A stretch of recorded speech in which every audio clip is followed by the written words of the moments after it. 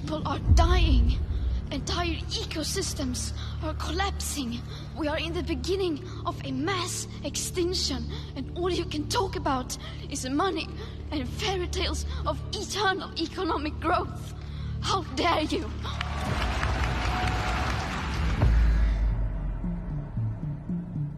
This is the story of how an eccentric environmental scare grew into a powerful global industry.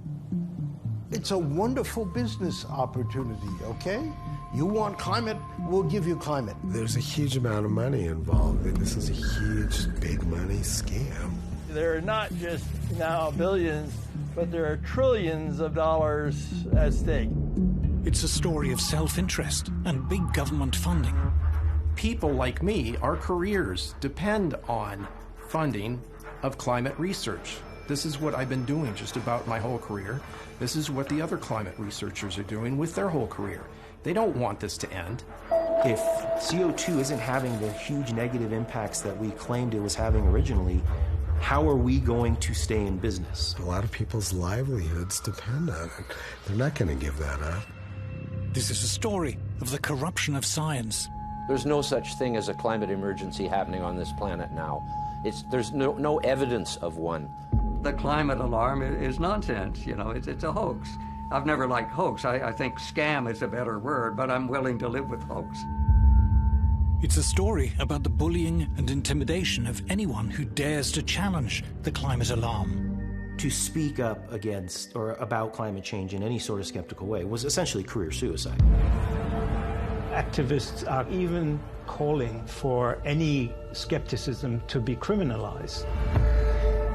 It's the story of an assault on individual freedom.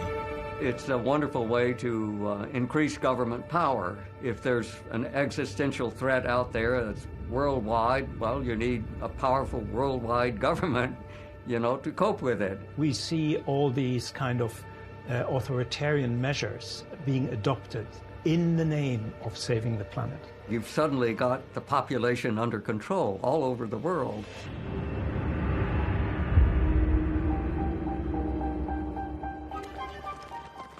We called it industrial progress. Since the Industrial Revolution, the development of free market capitalist mass production has made ever more goods ever more affordable to ever larger numbers of people. Mass production marched hand in hand with mass consumption. In the modern age, ordinary people enjoy a level of prosperity never before achieved in human history. But all the while, we're told we were destroying the planet. Computers have calculated what is in store for us as we produce and consume ever more. The weather will get worse. The planet will boil. We greedy humans must accept limits on our lifestyle. Consume less, travel less. Those who deny the climate crisis are not just wrong, they're dangerous, spreading the poison of doubt among a gullible population.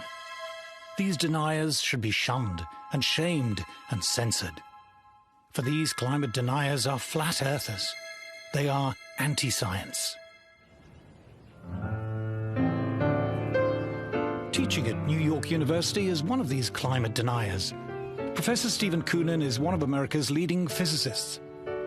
He was a science advisor to President Obama and both vice president and provost of Caltech, one of the most prestigious scientific institutes in the world. I teach climate science to my students at NYU, and I always tell them, check the data or the papers yourself. And they all come out of that course with their eyes wide open. Professor Koonin's best-selling book, Unsettled, argues that mainstream scientific studies, accepted by official agencies, do not support the notion that there is any kind of climate crisis at all. Of course, I've been called a denier. And my response is, tell me what I'm denying, because I'm quoting from you directly from the official UN scientific reports.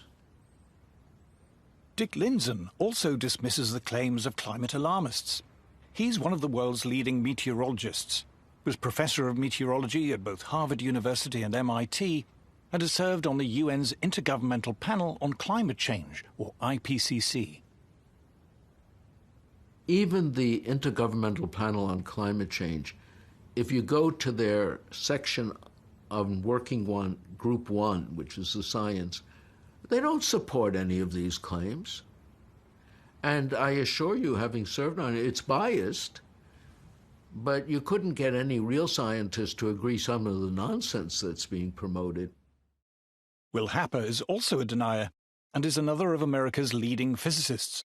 He has been science advisor to 3 presidents and professor of physics at both Columbia and Princeton University. There's this mischievous idea that's promoted that scientific truth is determined by consensus. In real science, there are always arguments. No science is ever settled. It just is absurd when people say the science of climate is settled. It's not. There's no such thing as settled science, especially climate.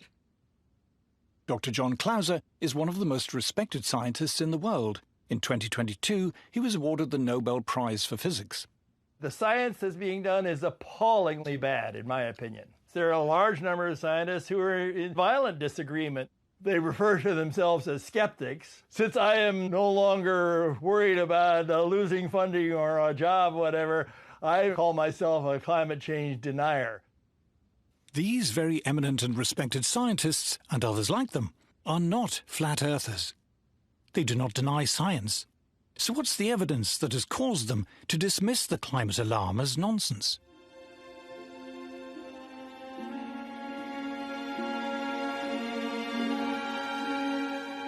We are told that current temperatures are unprecedented and dangerously high.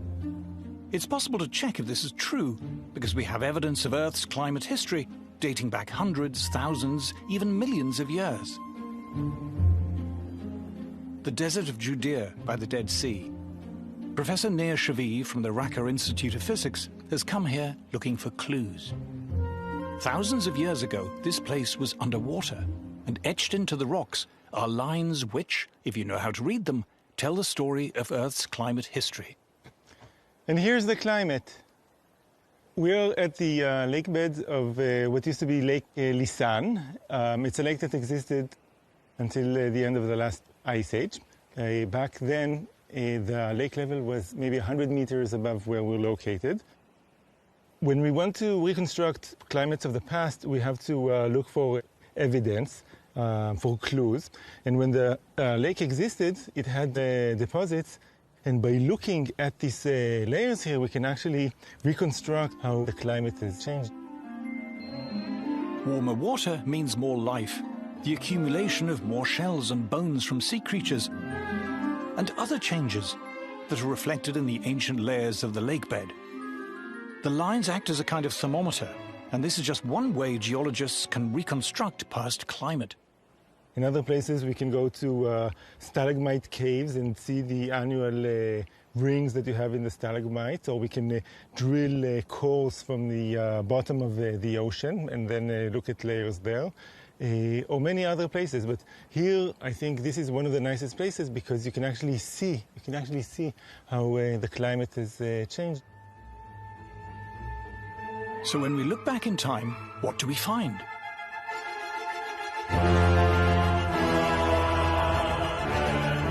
For 200 million years, dinosaurs roamed the Earth.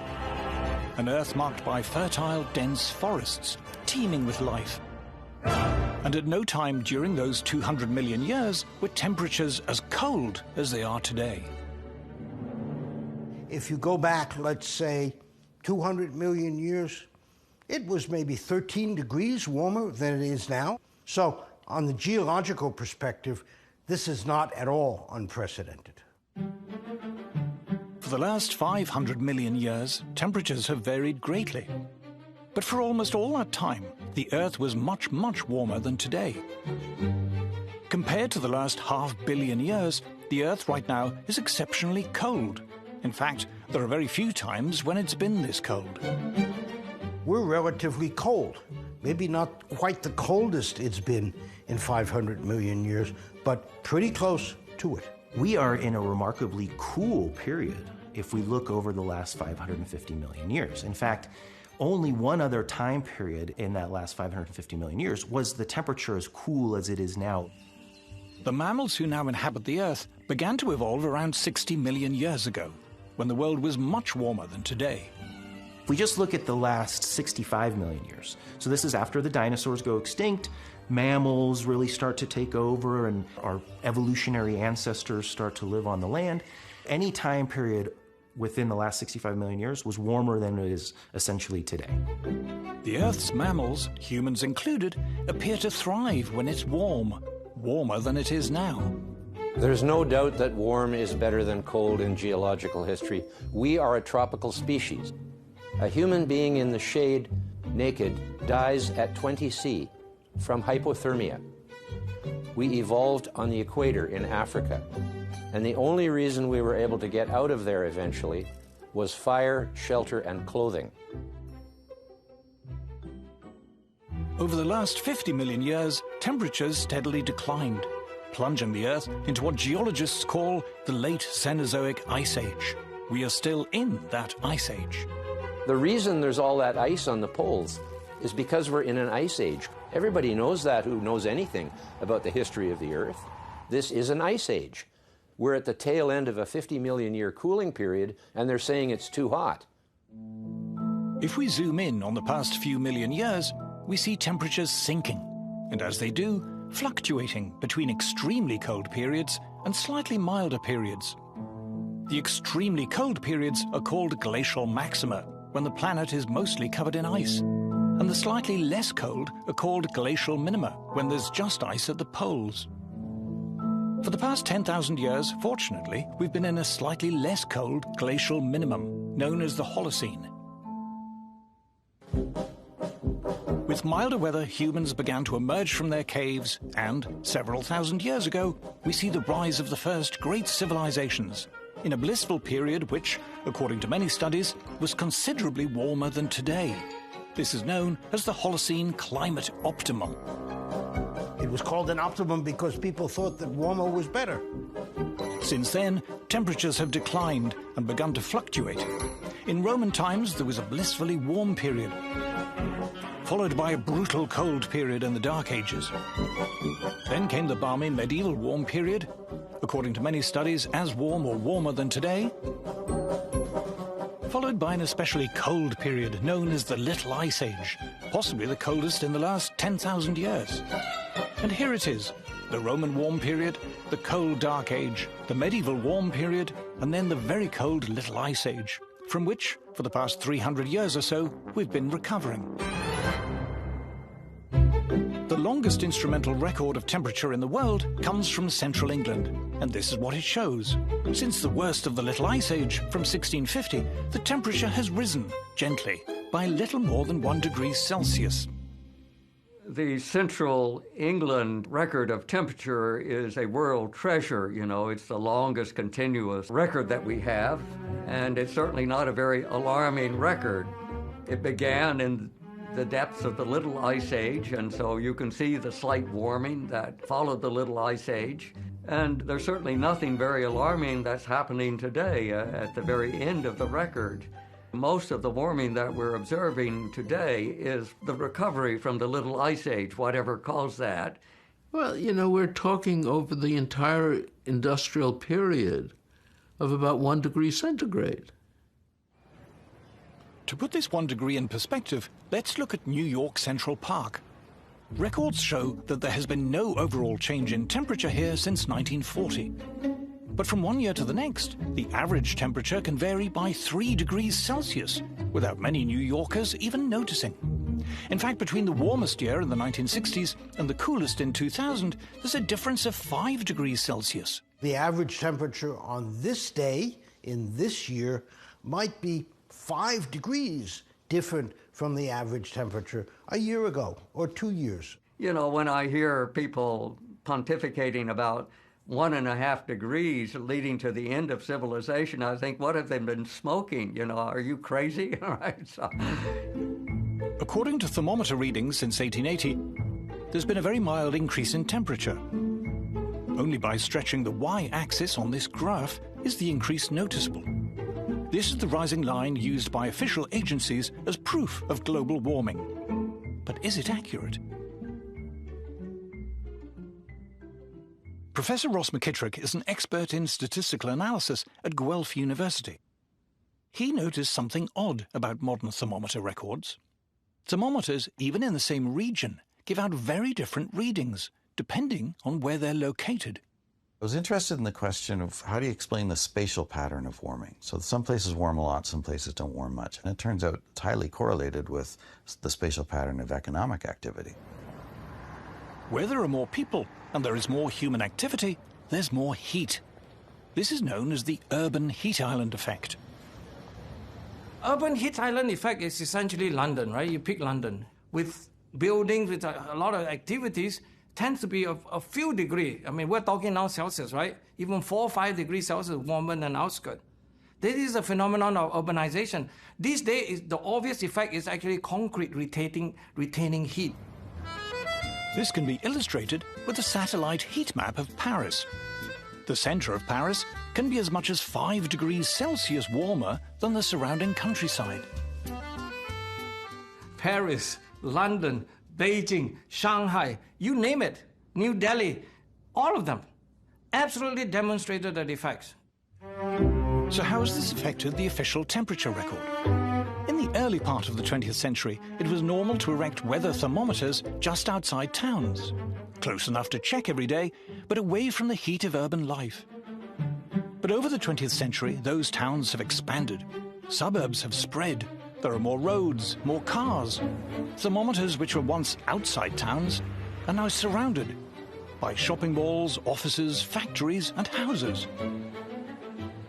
These towns and all the locations where thermometers are located, on average, they've all grown in population, let's say since 1880. You've got buildings growing up around the thermometers, you've got parking lots, so you've got all of these non-climate influences which are affecting the temperatures, which raises questions about the quality of thermometer data for monitoring global warming.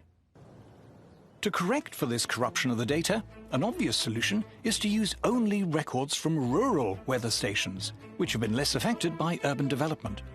This has now been done by a team led by Dr. Willie Soon. We combine all the best rural stations, anything that we can correct for, we correct for, and we show if you just don't use this data set and use only rural, you get a very different kind of picture. According to rural temperature records, temperatures rose from the 1880s but peaked in the 1940s. Then there was a marked cooling until the 1970s. After that, temperatures recover, but are still today barely higher than they were in the 1940s. What we see is that basically you have a warming from the 1850s or so to 1930s and 40s and started to warm and then cool in a substantial way to the 70s, about 76 or so. Instead of a long-term systematic warming trend, it has a variability, multi-decadal, like every 50, 60 years or so, kind of a variation. It's not just rural thermometers that show little warming. Merchant ships and other naval vessels have been measuring the temperature of the sea since the 19th century. In red, we see the land temperature record since the 1860s, which has been inflated by urban thermometers. But in blue is the ocean temperature record. From around 1900, the two begin to diverge. Ocean records show far less warming in the 20th century, and the pattern more closely resembles the rural temperature record. Sea is not supposed to be, quote-unquote, contaminated by urban heat island effect. Am I right? Yes? So, when we compare the two records, within the range of uncertainty, this behavior actually fits. Scientists have also studied temperature change by looking at tree rings, which again shows very little warming. There's a gentle rise till the mid-20th century, a cooling to the 1970s, followed by a mild recovery. Once again, it shows temperatures today are barely different to those of the 1930s and 40s, and the pattern closely resembles rural temperatures. Satellites, too, seem to be telling a different story. Our ability to measure global temperature accurately took a leap forward when satellites began to orbit the Earth. One of the scientists who pioneered the use of satellites to measure temperature is Dr. Roy Spencer, who in the 1980s was senior scientist for climate at NASA's Marshall Space Flight Center. We were discussing over lunch, isn't there some way we can use satellites to monitor global temperatures? Because, as you know, the temperature network of thermometers is pretty skimpy around the world, so it's kind of hard to get a global temperature. Dr. Spencer's development of weather satellites was revolutionary. He and his colleague, Professor John Christie, have been awarded NASA's Medal for Exceptional Scientific Achievement. Our satellite data begins in January of 1979. That's when we have complete global coverage, and we have it right up to the present. There was one critical question about temperature that satellites were singularly well equipped to answer. Has there been a spurious warming that has crept into the global temperature record over land that's just a result of an increase in population? And that's something that we've been analyzing and working a lot on lately, and we're finding that, especially in urban areas, it's large. I mean, since 1880, most of the warming, it looks like, is due to the urban heat island effect. We're lucky to have a few independent scientists like John Christie and Roy Spencer with their satellite measurements of temperature. You know, before they started releasing this, ground-based temperature records were going wild. They were going up, you know, like crazy with no bounds. But now they have to contend with the fact that there's this independent and probably better way of measuring the whole globe's temperature, which is not alarming at all. Evidence from multiple sources now agree that the official global temperature record, as used by world governments and reported in the world's media, is showing far too much warming over the last 120 years, artificially inflated by urbanization. You look at the weather balloon record, the satellite record, the rural record, the ocean record doesn't warm nearly as much as land. All of these indications show that the big warming pulse in the record is the Northern Hemisphere land record. And that's also where most of this data contamination is happening. But of the mild warming that has taken place in the last 300 to 400 years, can any of it be attributed to human emissions of CO2?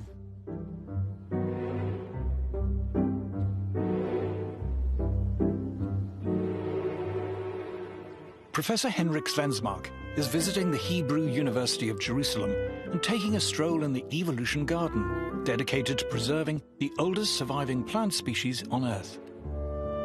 These plants aren't just pleasing on the eye. They can also tell us about levels of CO2 in the atmosphere in Earth's geological past.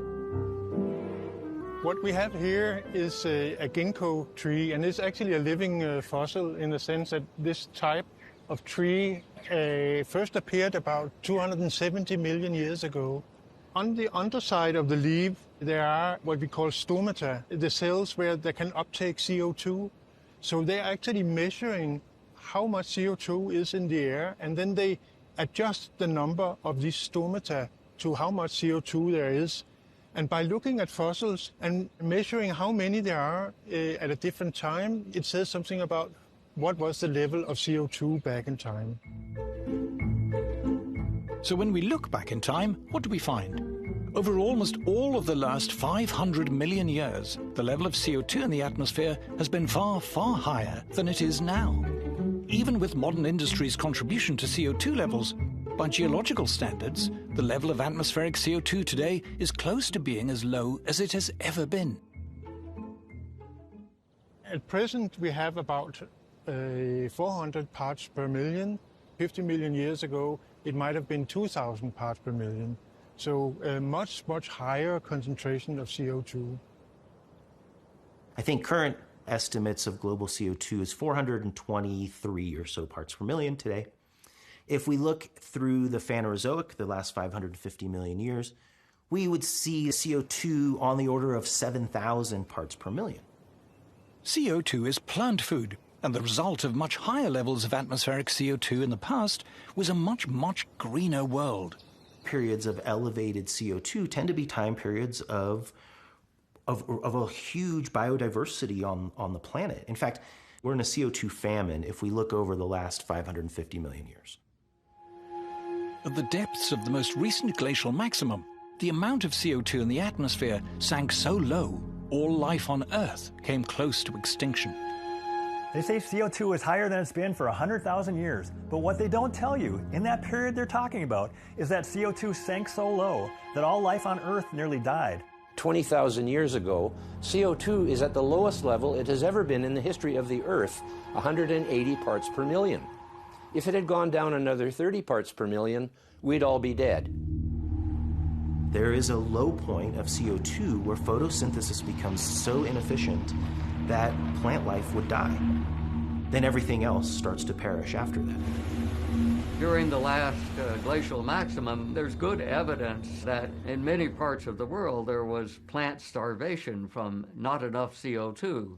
So we should be very grateful that CO2 levels are beginning to go back up. We're still far from the historical norms, which would be several thousand parts per million. There's not enough fossil fuel to get there, but at least we're making a start. But has the small recent increase in CO2 affected the temperature? We would now show you a picture of CO2, but we can't because it's invisible. CO2 makes up a tiny fraction of the gases in the atmosphere, just 0.04%. It is just one of 25 different greenhouse gases, which, taken as a whole, form only one part of Earth's complex climate system. So what evidence is there that this trace gas is having any noticeable impact on the climate? If it were true that higher levels of CO2 caused higher temperatures, we should be able to see that in Earth's climate history. Here, scientists are drilling into ancient ice cores. These cores tell us both about past temperatures and CO2 levels. Scientists have indeed found a link between temperature and CO2. The trouble is, it's the wrong way round. So it's true over the last few million years of the ice age that we're in now that CO2 and temperature are correlated, but if CO2 is the driver, it has to change first, and the temperature has to change second. In fact, when you start to look at the data very specifically, you see the exact reverse. Temperature starts to rise first, and then on the order of a century to a few centuries later, we start to see a rise in CO2. It's long been known that the temperature actually moves first. So temperature goes up, CO2 goes up after that. Temperature goes down, CO2 goes down.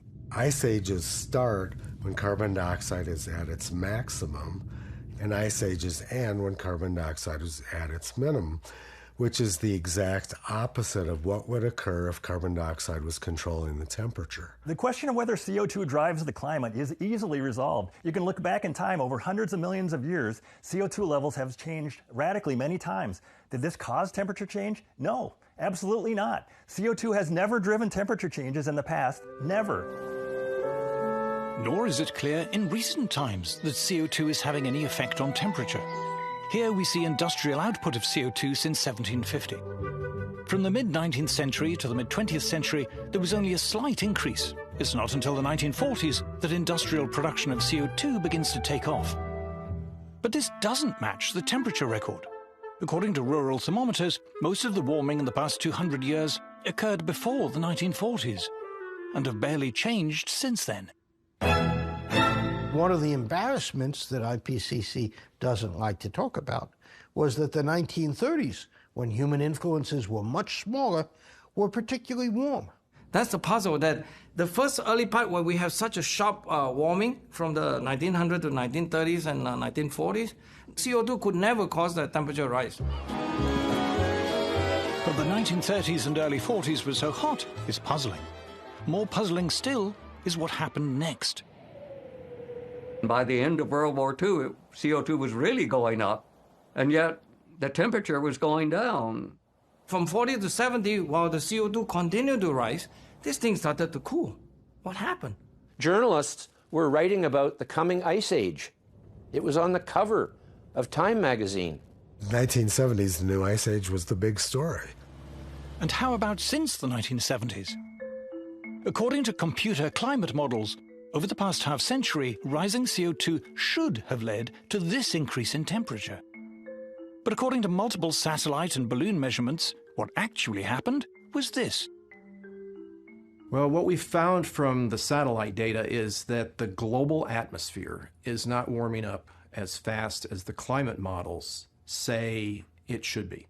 There's a couple dozen climate models now that have been worked on for decades.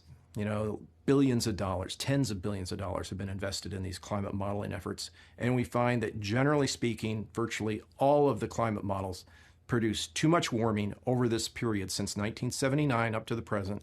Now, even if we say the surface thermometers are correct, they still don't produce as much warming as most of the climate models say there should have been, let's say, in the last 50 years. The models, individually and even collectively, when you average over all of them in so-called ensembles, they don't get it right.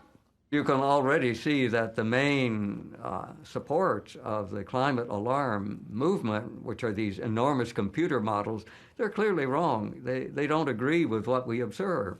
You know, they're all running much too hot. They don't get the geographical distribution of temperatures anywhere close. They don't get El Nino, La Nina cycles. They're just nonsense. All climate models are based on the assumption that CO2 drives temperature change. But actual observations and historical evidence clearly suggest that it doesn't. Yes, I assert that there is no connection whatsoever between CO2 and climate change. That's all a crock of crap, in my opinion. There is no truth to the idea that the Earth is warmer now than it has been in the past. It's a lie. There is no truth that CO2 is higher than it should be. That is a lie. Earth's climate has changed many times over the course of its long history and will continue to change without any help from us. Climate always changes, you know. Who denies climate change? It's always changing. But if CO2 doesn't drive climate change, what does?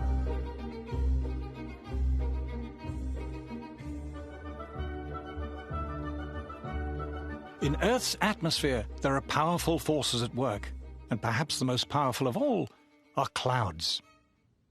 CO2 is quite unimportant in controlling the Earth's climate. What is important is clouds. Clouds don't absorb any energy at all. They simply reflect all of the sunlight back out into space. Big, bright, white clouds. If you look at the Earth, you see lots and lots of them, and they vary dramatically from one day to the next. That is hundreds of times more powerful than the trivial effects of CO2. But what controls the number and density of clouds on Earth? Professor Henrik Svensmark from the Danish National Space Institute is in Jerusalem with the astrophysicist Nir Shaviv. Together, they've been exploring cloud variation and its effect on climate. And strangely, they've found a link between clouds and exploding supernovae far off in our galaxy. When we have big stars, they don't live very long. Relatively only maybe a few million years, up to 40 million years. But they end their life in a huge explosion, which we call the supernova. An exploding supernova sends out vast quantities of debris, tiny charged subatomic particles known as cosmic rays, traveling almost at the speed of light. And as they hit Earth, they develop into seeds which attract water vapor and form clouds. Professor Shaviv noticed that the amount of cloud cover on Earth is related to our journey round the Milky Way. As our solar system orbits the galaxy over millions of years, it passes through the galaxy's spiral arms, dense clusters of stars. As it does, we are exposed to more or less cloud-forming cosmic rays, and this corresponds to historic temperature changes on Earth. The really mind-boggling thing is that using geology, you can reconstruct the climate on Earth over the past billion years, and you can reconstruct our galactic journey, and both tell the same story. But what about temperature change on shorter timescales? The sun, our source of heat and light, a seething mass of gigantic magnetic storms, which vary in strength and number over time, and which affect Earth directly and indirectly. When it is very active, the sun sends giant gusts of solar wind through the solar system. The solar wind warms us indirectly by acting as a barrier, limiting the number of cloud-forming cosmic rays reaching Earth. So from the sun, we have the solar wind. It carries the sun's magnetic field out to a large distance, and it works like a shield against cosmic rays. When the sun is more active, you have a stronger solar wind, you have less cosmic rays reaching the inner solar system and reaching the atmosphere, and the clouds which are then formed are less white. They reflect less of the sunlight, which means that it's going to be warmer here on Earth. Here is a proxy reconstruction of ocean temperatures over thousands of years. And here is one of solar activity over the same period. What is causing the ocean temperature to change is clearly variations in solar activity. Because IPCC is determined to go on a narrative that only CO2 can drive the climate system, they turn off the sun essentially, right? Because the sun is just a background thing for them, that it doesn't do anything. Astrophysicist Willie Soon decided to look again at the rural temperature record for the past 150 years. Then he looked at a record of changes in solar activity over the same period. To Dr. Soon, it was obvious that it was the sun, not CO2, that was driving temperature. As of 2023, IPCC says is that the sun have absolutely zero chance to explain the changes of the climate system on a broad scale, let's say global warming or northern hemisphere. We say no. We can easily demonstrate the sun can explain all of it. There's zero for the CO2, 100% for the sun. How's that? Why are these and other studies never reported in the mainstream media? And if climate change is natural, what are we to make of the alleged terrifying increase in extreme weather events? Of the heat waves and hurricanes, of forest fires, droughts and the rest?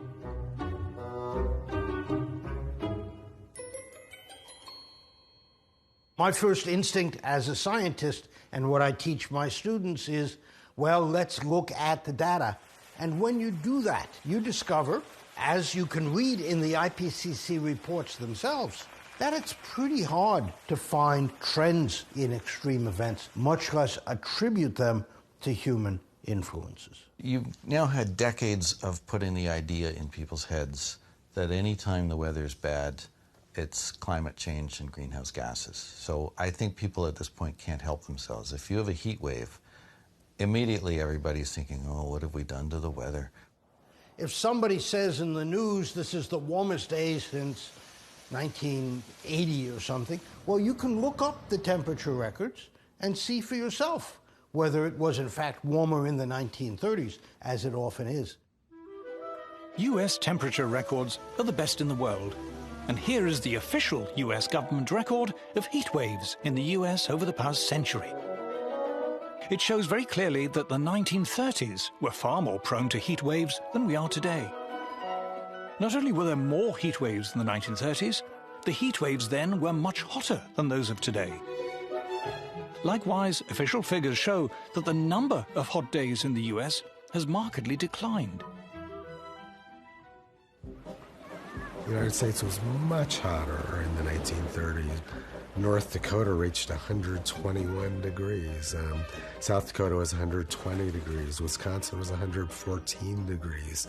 These sort of temperatures are just completely out of range of anything people experience now.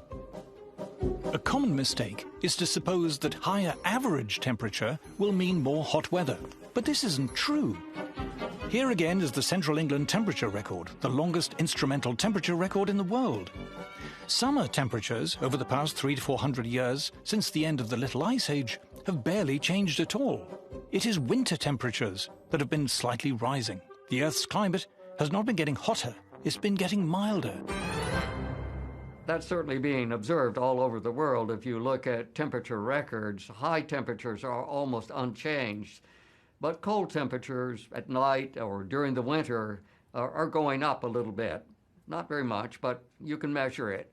When the average goes up, it's really more due to the coldest temperatures getting warmer. So the temperatures getting milder rather than getting hotter. What about the increasing number of wildfires we're often told about? If you look at the actual number of forest fires from satellite observations, the actual number is going down. Here is an estimate of global wildfires since 1900. It shows a clear decline. And here is a record of areas affected by wildfires in the US. It shows that wildfires were far, far worse in the 1930s. From 1930s and 1920s, when you have data, the thing was huge. 5 to 10 times bigger than the current level. How about hurricanes? The US has by far the best record of hurricane activity in the world. Over the past 120 years, there is no overall change. In fact, the trend is slightly down. When you look at the data for hurricanes, technically tropical cyclones, you see that there is no long-term trend. How about the rest of the world? Here is a chart of global hurricane activity over the past 40 years. Hurricanes have been around forever. You know, we've got good proxy records of hurricanes, and there's been no change in their frequency. Even the IPCC admits that. How about melting ice caps and drought? Here's a satellite record of temperature in Antarctica since the late 1970s. It shows no increase whatsoever. And here is a record of global drought since 1950. There is no observable increase at all. Polar bears are meant to be going extinct, but studies suggest their numbers are growing. The Great Barrier Reef, too, has recently reached record levels. There's no such thing as a climate emergency happening on this planet now. There's no evidence of one. Yeah, the extreme weather event story is just absurd. There's no basis to it at all. It's just based on propaganda. The actual data shows the opposite. I've shown you the official data, the official science. Tell me what I'm denying. The climate alarm is nonsense. You know, it's a hoax.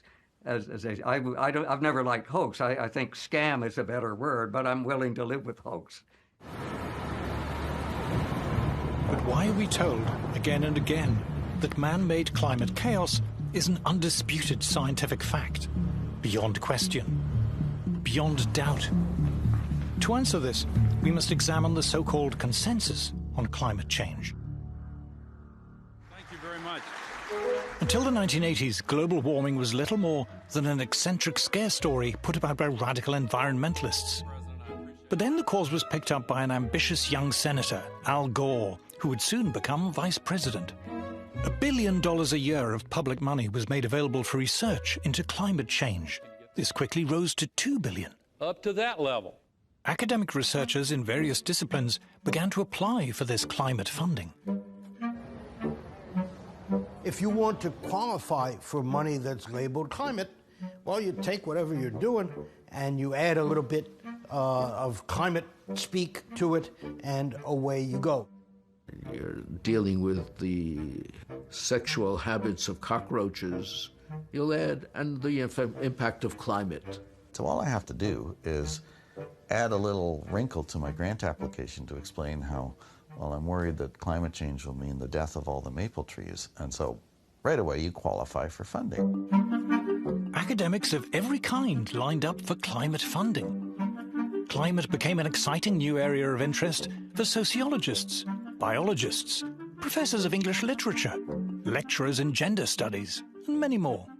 And it also served to create a community. I mean, you know, you've become a climate scientist now, even though you know nothing about the physics of climate. Thousands of papers were published on climate change and prostitution, climate change and beer, climate change and the Black Death, climate change and disability, climate change and video games, and everything else imaginable. There's an almost comical list of studies out there. Just do a Google search on climate change and everything comes up. Few of these papers ever questioned whether climate change was actually true. After you've done the research and you write the paper up, sometimes you'll find there's no effect at all from climate, but you still have to say in your papers, oh yes, climate change is real, and we just need to study this some more. Since so few of these so-called climate studies challenged the idea of climate change, it was declared that there was a scientific consensus. Climate change must be true. climate also became a new focus for government-funded research bodies. Scientific research in the United States tends to be dominantly funded by government grants. And so whatever government grants are offered sort of determine much of the science being done. It was during the Cold War that many government research bodies were set up. But the end of the Cold War and pressure on government spending has left many of them struggling to justify their continued funding. The United States Congress only funds problems, okay? Research into problems, whether it's money that goes to NASA or NOAA or National Science Foundation or Department of Energy or any other alphabet soup, organization. It's always been a problem to support your research or your existence, or raison d'etre. And so climate was a godsend. If Congress is willing to pay you to find evidence of global warming, by golly, as a scientist, we're going to go find evidence of it, because that's what we're being paid to do. And guess what? If you don't find evidence or say the evidence suggests it's not a problem, your funding ends. This totally corrupts the way we look at the science. Who was the famous gangster asked, "Why do you rob banks?" And he said, "Well, because that's where the money is." The climate alarm brought funds, and the bigger the supposed threat, the more funds seemed to flow. The publicly funded science establishment now had a direct financial interest in playing up the alarm. So there's a huge incentive to over-exaggerate or to speak in hyperbole, even if the data doesn't support exactly what you're saying, because that's what brings the funds. I was in that boat. I was someone that was defending climate change as a grad student quite a bit, because the truth is I didn't give it too much thought, but I thought, well, it's getting a ton of attention. It brings a ton of money into the earth sciences. Even if I don't buy all the hyperbole, what's the problem? By the late 1990s, what had started as an environmental scare story was gaining momentum.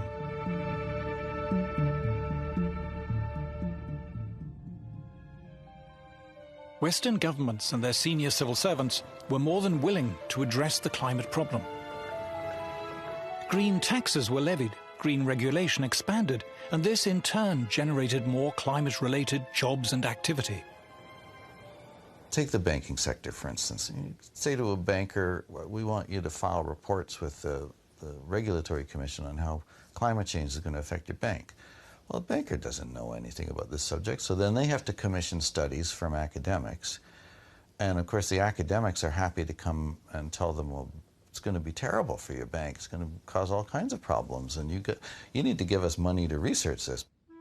Green subsidies and regulation meant there was now money to be made in climate. Renewables firms sprouted. Consultancy firms offered advice on what they called sustainability and climate compliance.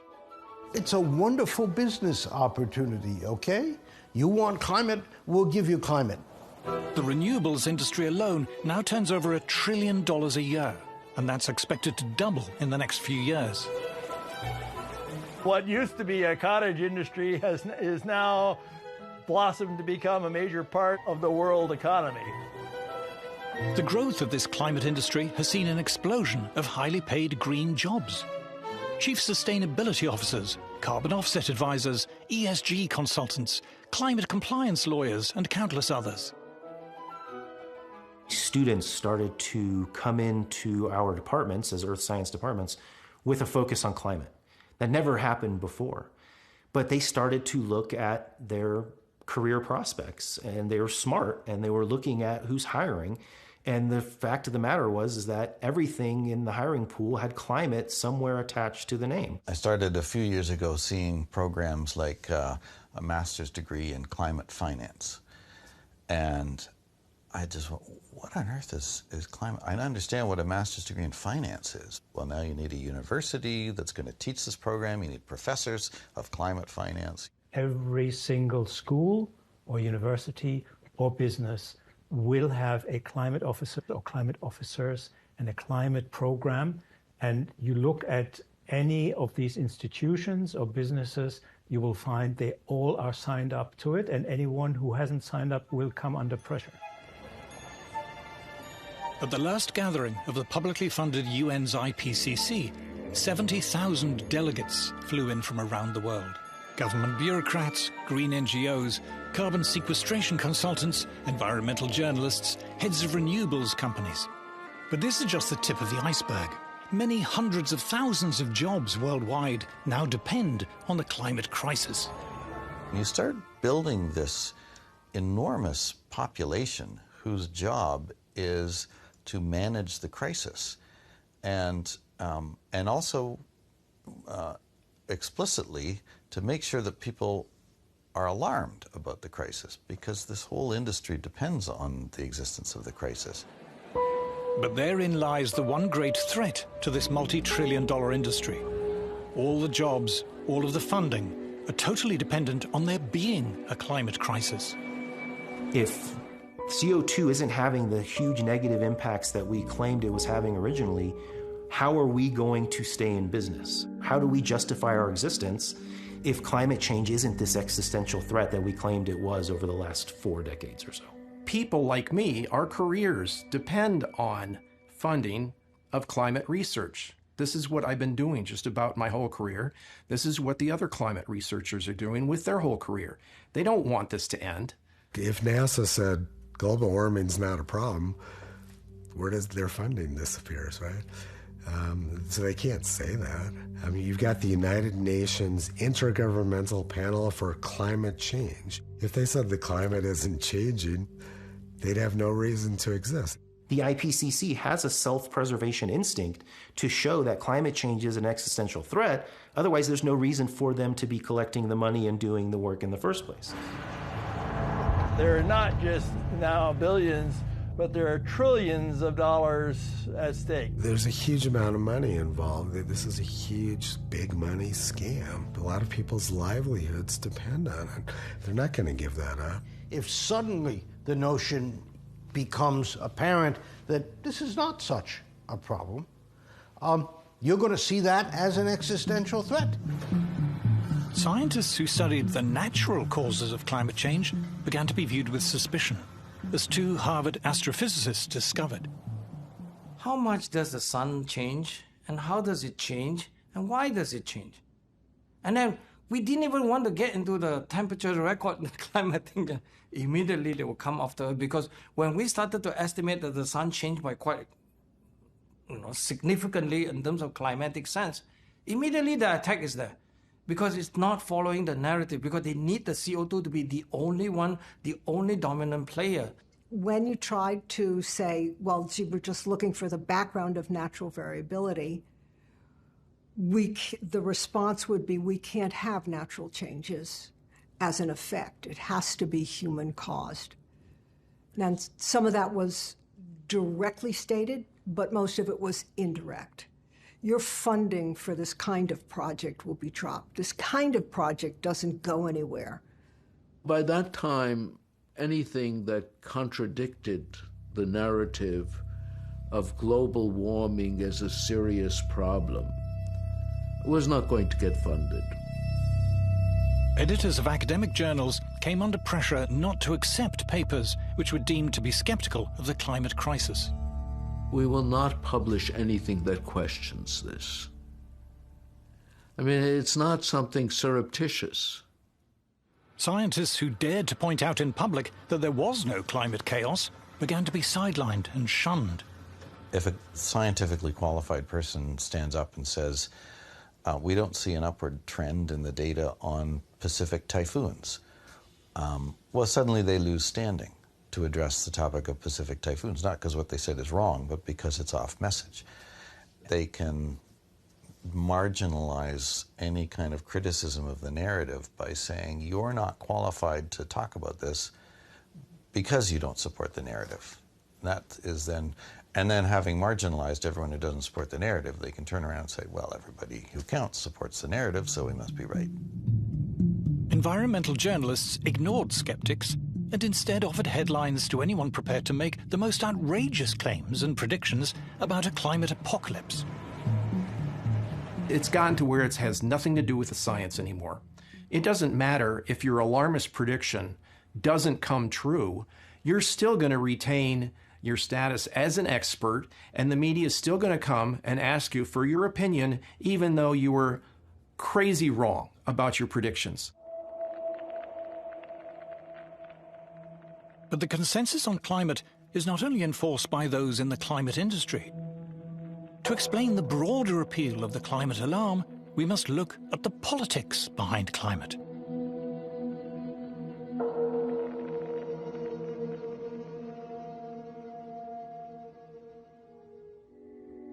From the start, the climate scare was political. It came from the environmental movement, the sworn enemy of free market industrial capitalism. Finally, we've got them. We can claim that it is the free markets who are destroying the planet, and we need big government to save us. The climate problem, it is said, stems from the irresponsible actions of greedy, feckless individuals who have too many babies and drive too much and consume too many products, and of the capitalist corporations who pander to their whims. The solution is for government to have greater power to regulate private companies, but also to guide and reshape the lives and habits of individuals. Policy agenda has sprawled into micromanaging everybody's lives on the most minute detail. What kind of stove you can use, what kind of heater you can have, how much you can set the thermostat out, where you can drive, what kind of car you can't. According to the planners, we're not going to have internal combustion engines an hour from now. All of these things require the government to get involved, right? Because the government has to sort of force changes upon the public. If it was up to the public, we wouldn't be buying electric vehicles because, they're impractical. Support for the climate alarm is now virtually synonymous with disdain for free market capitalism and a yearning for bigger government. It's liberals versus conservatives in the United States. And generally speaking, liberals are worried that we're destroying the planet. And they're also, of course, for big government. And then conservatives are at the other end of the spectrum, where a lot of them don't believe that we're destroying the planet, and they don't want government involved in their personal lives. Paying lip service to the climate alarm has become almost universal among those who depend on government for their livelihoods. This includes those in the publicly funded education, arts and science establishments. Tony Heller recalls his time at Los Alamos Labs.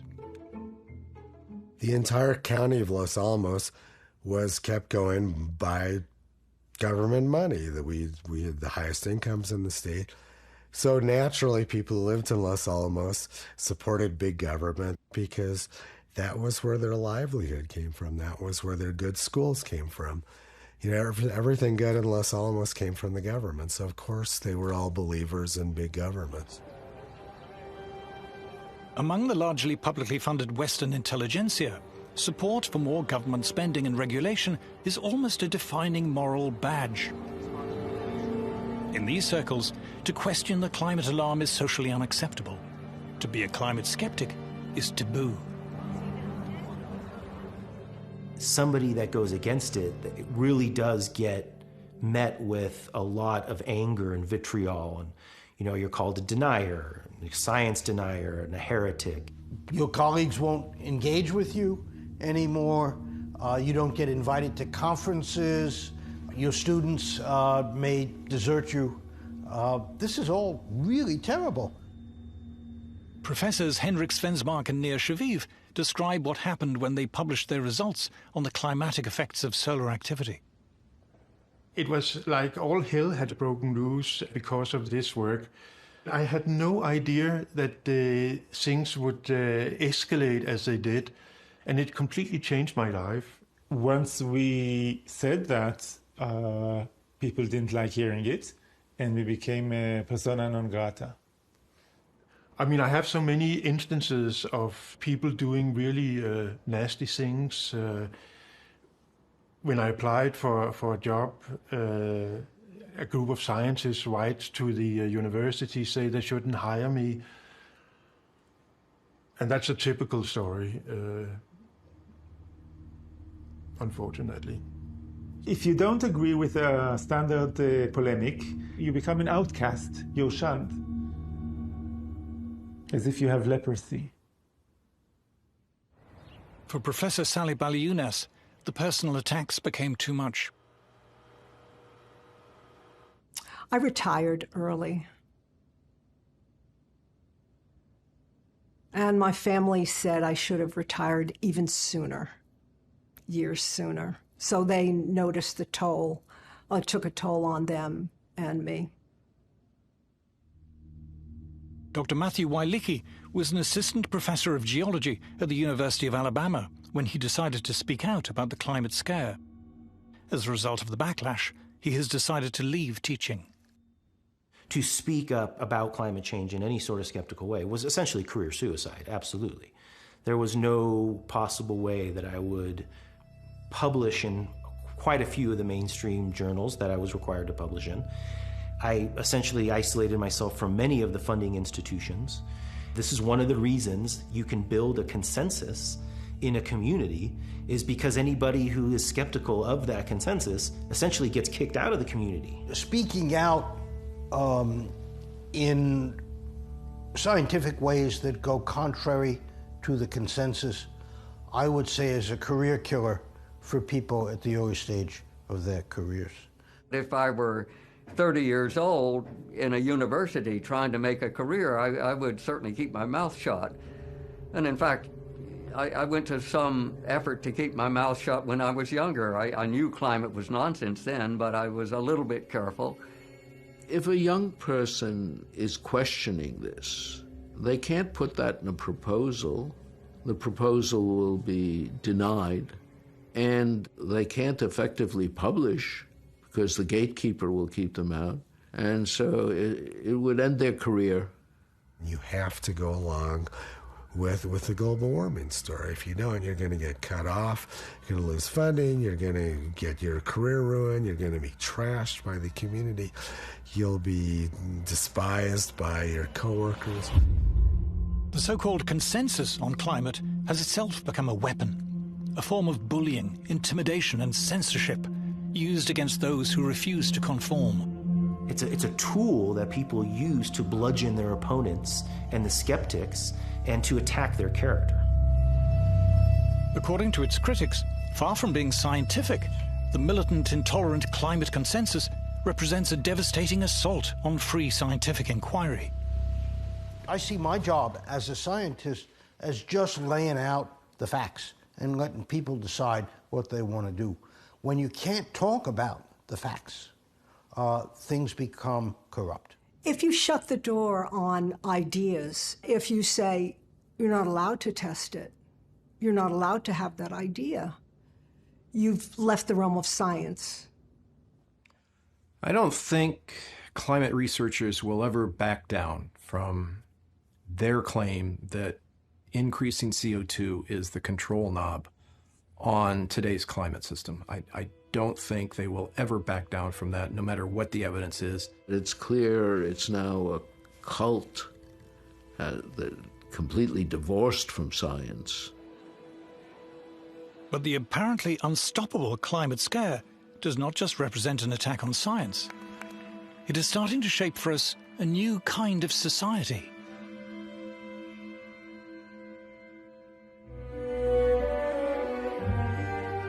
Environmentalists like to pose as anti-establishment, but their demands are well received and piously echoed by King Charles and the Archbishop of Canterbury, the BBC, the UN, the EU, by heads of government, the World Bank and World Economic Forum. In fact, by the entire state-funded ruling establishment. Global warming is like the perfect problem that government can get involved in to grow the influence of government. It's a wonderful way to increase government power. And if there's an existential threat out there that's worldwide, well, you need a powerful worldwide government, to cope with it. If you're a climate activist, you're actually facilitating a huge validation of the government running our lives. Many environmentalists, most environmentalists, all environmentalists who consider themselves to be radical, progressive alternatives are in fact simply reinforcing the mantras and the mainstream arguments of the entire establishment. The demands on the government mean that the government suddenly gains the authority to interfere into every nook and cranny of our lives and how we live. Everything has a climate narrative attached to it. How much you consume, where you spend your money, how much you travel, who you interact with, what types of food you eat, whether you eat meat. Everything has some sort of aspect that can be controlled with a climate lens. Suppose 20 years ago somebody had hatched the idea that I would really like to ban cheap energy. I'd really like to control everybody's appliance purchases. I'd really like to tell everybody where they can go. And basically, I'd like to have dictatorial control over everything. Well, it's not going to fly. No, everybody would think you're a nut and would ignore you. But fast forward 20 years, that's what's happening. The publicly funded establishment in the West is so large and powerful. It is able to impose and enforce the official consensus on climate through its control of schools, universities, government, and much of the media. State broadcasters like the BBC exclude climate skeptics. Broadcasting regulatory bodies forbid private stations from disseminating skeptical views, threatening them with having their broadcasting licenses revoked.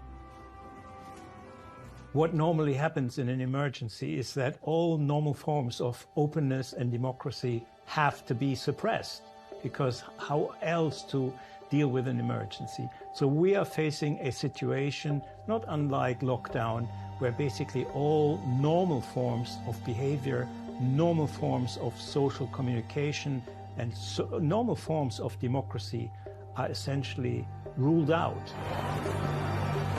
Activists are even calling for any skepticism to be criminalized. In certain jobs and professions, it is now dangerous to express dissent on climate. It's no surprise that people who are more skeptical will think twice before voicing their concerns, because they might risk their careers, they might risk their business, they might risk being sacked. If you're a professional of any kind in science or law or medicine, if you belong to a professional association or you are in a university, you can be fired for saying what you believe. The consequence is a censorious, authoritarian regime that has to control every move, every word, everything you want to do, because everything you do is a potential risk to the survival of mankind.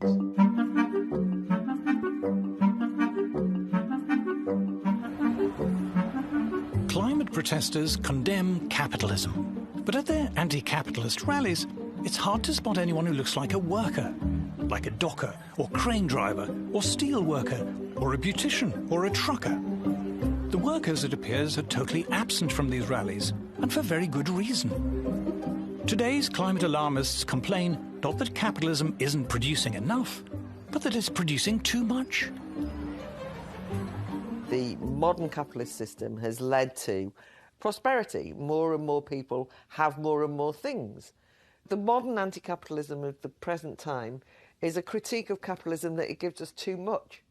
They think that the problem with capitalism now is actually that it's giving out too many rewards en masse to ordinary workers. And what they want instead, and this is often very explicit actually, is a much more austere, simple kind of lifestyle in which the mass consumption, the consumption choices of the great bulk of the population are controlled or even prohibited. You have to consume less, you have to holiday less, you have to drive less, you have to eat less, and so on.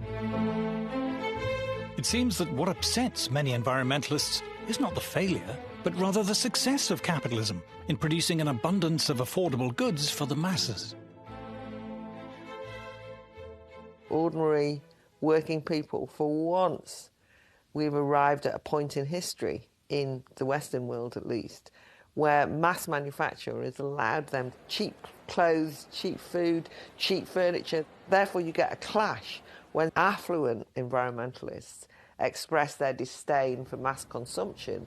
People going on those big, huge cruise ships, it's like thousands of them. It's like, what are they doing? Oh my God, there's all those cruise ships, like ruining Venice, you know, ruining all our beautiful... We own them, don't we? They're not... What are they going there for? What you have here is a classic example of class hypocrisy and self-interest masquerading as public-spirited concern.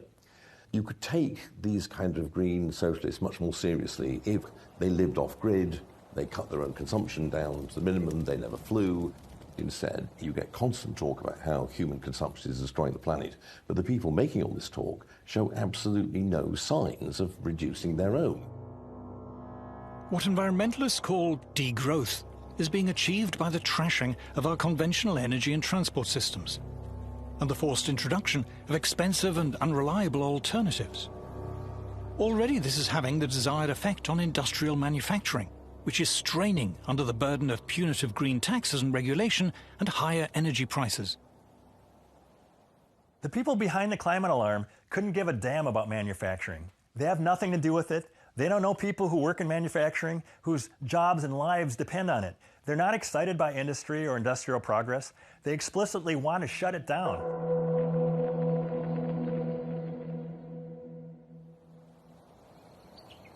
Kisii, Kenya, East Africa. According to many leading environmentalists, the world's poorest people should not aspire to the lifestyle of people in the first world. The planet will not cope. Grace Nyakananda is one of the many Africans who do not have electricity or gas to cook with or heat their homes. The resulting indoor smoke from burning wood and dry dung is the deadliest form of pollution in the world. For millions, the cause of lung disease, blindness, and early death.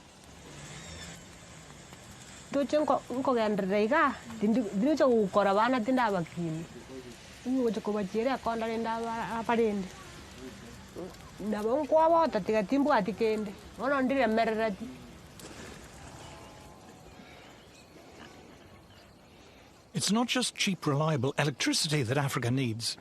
Agricultural productivity here is incredibly low. Increasing it takes fossil fuels to make fertilizer and drive tractors and other farm machinery. Jasper Mashogu is a farmer. Each and every African wants to develop, and improving agriculture is one of the easiest ways to do that. Agriculture is tightly tied to fossil fuels that the Western nations are saying we should not have access to. Around a third of the food produced in Africa rots before it ever reaches the mouths of consumers. To prevent this terrible waste, Africa needs plastic packaging, refrigerated lorries, and good roads. All are opposed by Western environmentalists. All come with industrial development. All rely on affordable fossil fuel energy. Diarrhea from drinking dirty water still kills hundreds of thousands of African children. But clean water requires large industrial water purification plants and a modern water supply network. And this will come only with cheap energy. I think it's pretty obvious that the West has got what it has because of fossil fuels. When people say Africa doesn't need fossil fuels, I wonder. I don't think they want what's best for us. They don't want us to develop, and that means we continue being starving. We continue being poor. Most people don't know what climate change is. They don't care. They want food on their table. They want to beat poverty. They want to beat hunger. They need money to better their lives. They want to flourish. That's just it. When they use the word sustainable development, they're talking about no development. Exactly. I mean, the point is that, to develop sustainably means not to use too much energy, not to use too much carbon, net zero, the idea that you mustn't use too many resources, the fact you mustn't produce enough consumer goods because consumption is bad. So ultimately, the idea of development is out the window. The Greens think the Africans should never use their resources the way the Europeans or the Americans or the Canadians or the Australians have used theirs.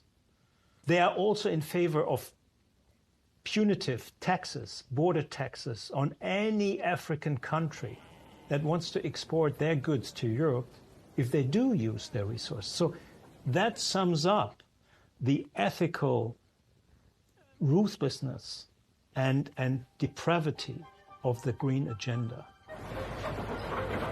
But climate alarmists have a problem. Many countries in Africa and across Asia are simply ignoring the environmentalist demands of Western governments and international agencies. Communist China is estimated to be building an average of 2 new coal power plants a week. China now uses more coal than the rest of the world combined. Which is one of the reasons why this whole climate agenda is falling apart, because the rest of the world is not cutting emissions, is not moving to renewables. In the West, too, for many people, climate alarmism is wearing thin. Ordinary people are not stupid. They have seen one ridiculous claim after another fail over and over. What this does is leave people with a profound and justified cynicism about what the scientific establishment says and about what the government says. To fix the climate crisis, we're told, we must give up our cars. We must pay more for fuel, heating, clothes, food, fly less, limit where we go. This attack on mass travel, mass tourism, mass consumption holds little appeal to the masses.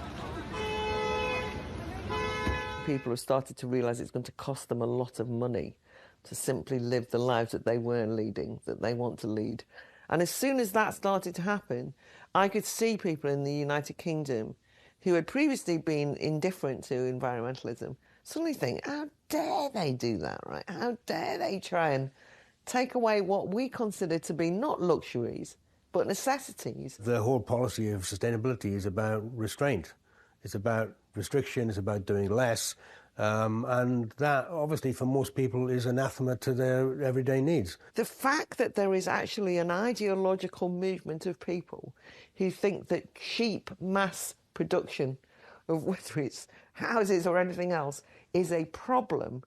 I mean, for God's sake, no wonder people become disdainful of the kind of middle-class outlook of environmentalism. But that is literally what people say. How can we stop people buying cheap things in shops? When climate protesters climbed onto an underground train in London's East End, they were not cheered on by working commuters. They were hurled abuse, pelted, angrily dragged off the train, and received rough treatment on the platform. If you were to go into a pub frequented mainly by what the Americans call blue-collar workers, you will find that being sceptical about climate change policy is not going to get you thrown out. Quite the contrary, somebody will probably buy you a drink. They can tell that behind all the talk about climate emergency, climate crisis, what there actually is an animus and a hostility towards them, their lifestyle, their beliefs, and a desire to change it by force if necessary. Punitive and restrictive policies, carried out both in the name of climate change and COVID, have sparked protests in Britain, Canada, and other Western countries. Anti-establishment politicians and movements are gaining support. What they underestimated was the fury that this would meet with ordinary people who just say, you can't do this, so you suddenly get this new movement. Many working people are not merely sceptical, but positively angry about the climate alarm and all that flows from it. There is a suspicion, or perhaps realization, that climate change is an invented scare, driven by self-interest and snobbery, cynically promoted by a parasitic, publicly funded establishment hungry for ever more money and power. An assault on the freedom and prosperity of the rest of us.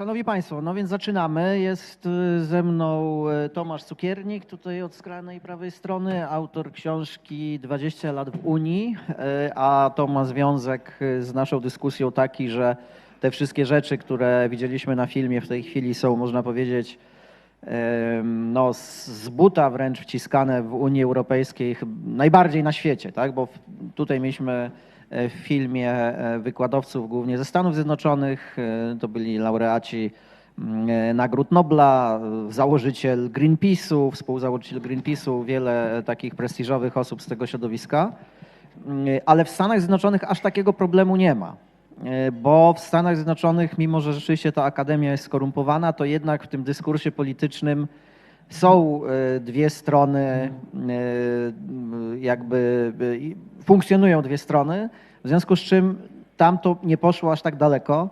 Można wręcz powiedzieć, że w tej chwili, jeżeli prezydent Trump znowu zostanie prezydentem, no to prawdopodobnie to wszystko się znowu radykalnie cofnie. Natomiast w Europie jest to wszystko wprowadzane w wersji hard, bez żadnych wątpliwości, bez żadnych, nazwijmy to, wycofań. Teraz widzimy małe tam jakieś korekty tej polityki, niemniej jednak to jest po prostu dominująca ideologia Unii Europejskiej, czego szczerze powiedziawszy 20 lat temu, jak wstępowaliśmy do Unii Europejskiej, to się prawdopodobnie nikt nie spodziewał. Nikt nam nie mówił, że tego typu wynalazki będą robione. Ale zanim oddam... i drugim naszym gościem jest Bartłomiej Lipczyński, który z kolei jest właścicielem firmy produkującej rośliny akwariowe. A jaki to ma związek z naszą dyskusją? No taki, że rośliny właśnie konsumują dwutlenek węgla i no, ma to bardzo duży wpływ na plony i jest jedną z przyczyn, jakby ten wzrost dwutlenku węgla, który tutaj w filmie też był pokazany, jest jedną z przyczyn tego, że te plony są tak duże, jak obecnie to odnotowujemy. No i zniknął głód na świecie. Nie wiem, czy Państwo wiedzą, ale nie ma głodu na świecie. Jeszcze całkiem niedawno były jakieś koncerty, jakieś tam były apele, że w Afryce, w rogu Afryki słynnym umierają małe murzynki. Teraz już nic takiego nie ma. Mówi się, że jest jeszcze niedożywieniem. I najpierw oddam głos Bartkowi, ale wcześniej chciałbym wspomnieć o tej książce Zmiany klimatu, którą opublikowaliśmy, ponieważ to jest dokładnie taka historia, jak była w tym filmie. Otóż autorem tej książki jest profesor Kowalczak. Profesor Kowalczak pełnił milion różnych funkcji w tych wszystkich gremiach. Jeździł na te wszystkie zjazdy. Był wiceszefem Instytutu Meteorologii i Gospodarki Wodnej. Był szefem pionu naukowego, czyli on właśnie zatwierdzał te wszystkie wnioski o badania.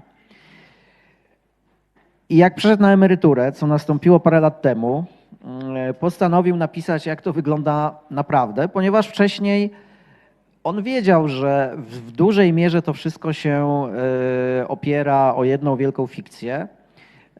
Natomiast ponieważ było w Polsce dokładnie tak jak w Stanach Zjednoczonych, czyli bez stwierdzenia, że coś jest zgodne z zmianami klimatu albo że zmiany klimatu zagrażają, nie można było opublikować żadnej pracy naukowej w Polsce, nie można było dostać żadnego grantu, nie można było zaliczyć jakiegoś awansu naukowego. I ten proces się w ostatnich latach zaczął gwałtownie nasilać.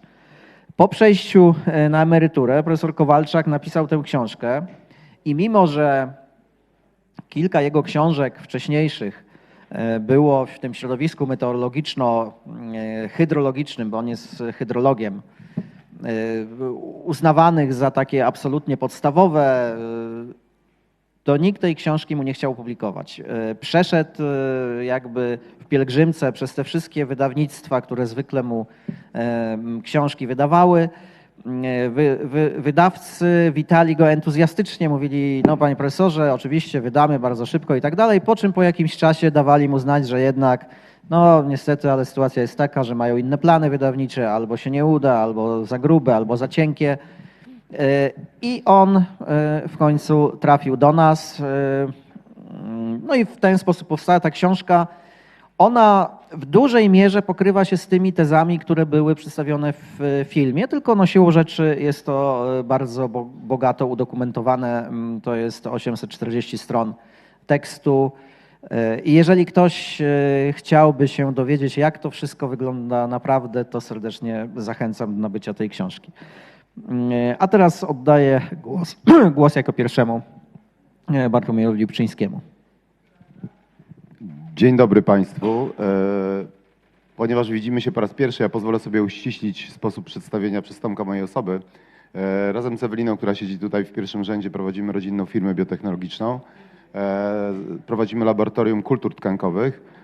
Zajmujemy się namnażaniem wsadzonych roślin nie tylko akwariowych, metodą kultur tkankowych. W związku z czym na co dzień pracujemy, jest to dość zaawansowana biotechnologia i nasze produkty w milionach sprzedajemy do kilkunastu krajów świata. W związku z tym na co dzień mamy do czynienia z pracami naukowymi i dokładnie wiemy, jakie znaczenie w biologii roślin ma węgiel. Możemy to Państwu wyjaśnić. Ja tutaj podam parę faktów.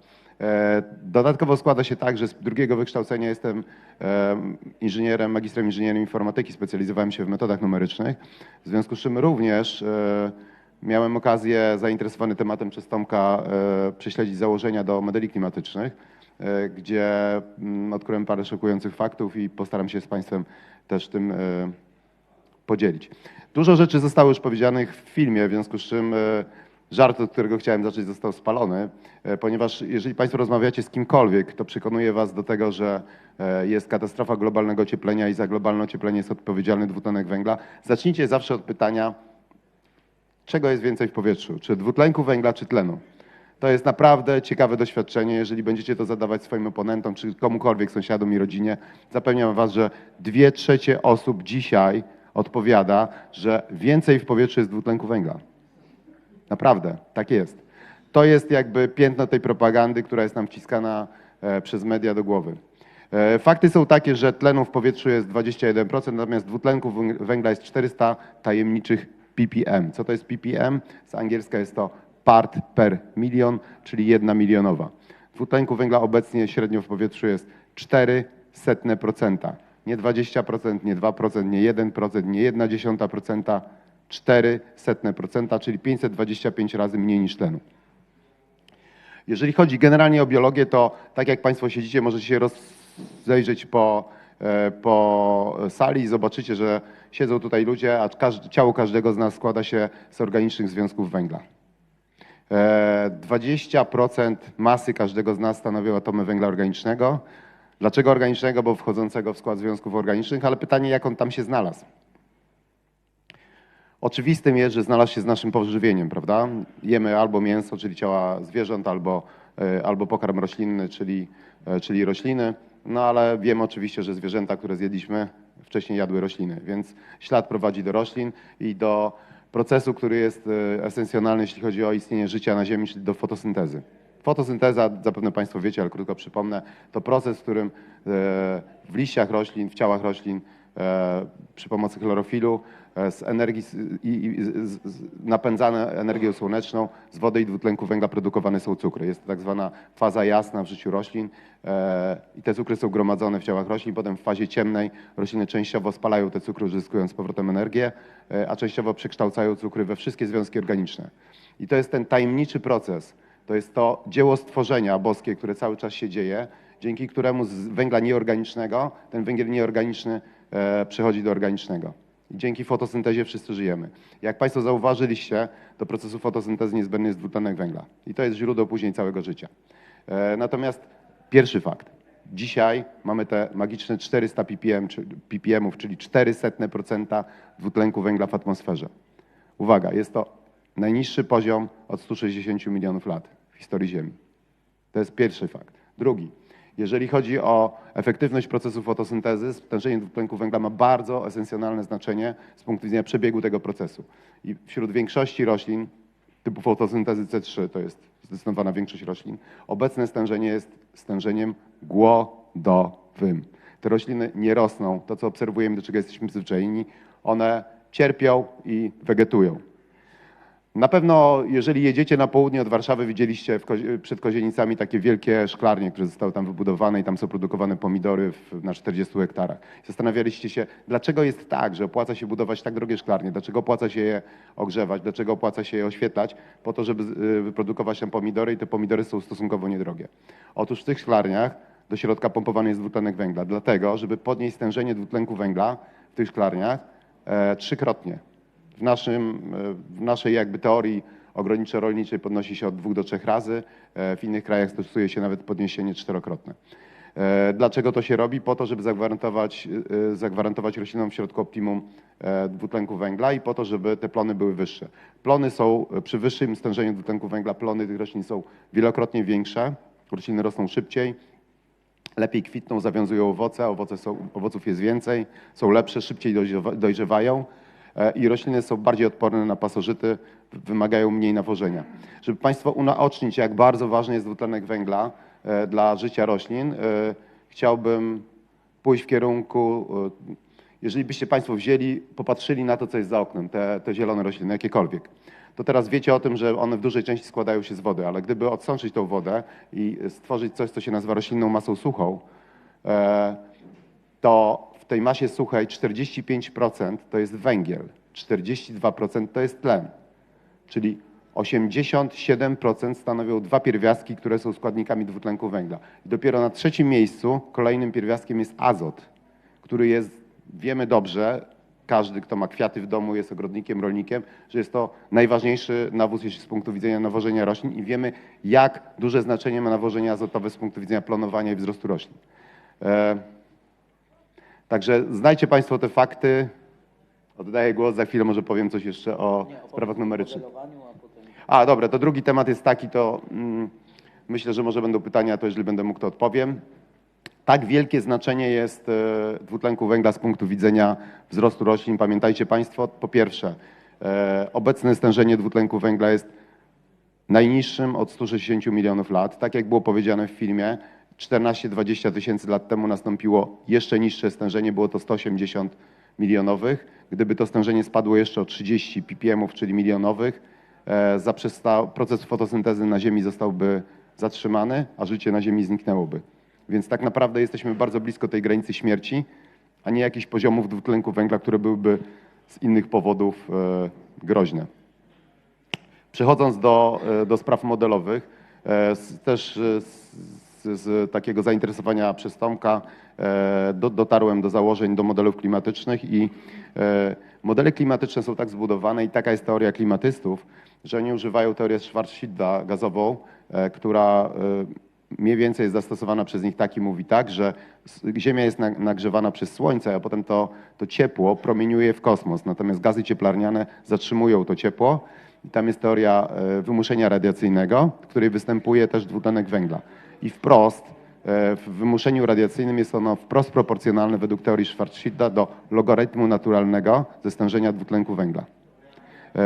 Może niektórym Państwa od razu to jakby zaświeciła się lampka, tym, którym się nie zaświeciła, wytłumaczę. Logarytm naturalny jest funkcją, która mówi o tym, do jakiej potęgi należy podnieść podstawę logarytmu, żeby otrzymać argument funkcji. W związku z czym jest to funkcja, która jest bardzo mocno gasnąca. Ona na początku idzie w ten sposób, potem się wypłaszcza i później praktycznie jest na stałym poziomie.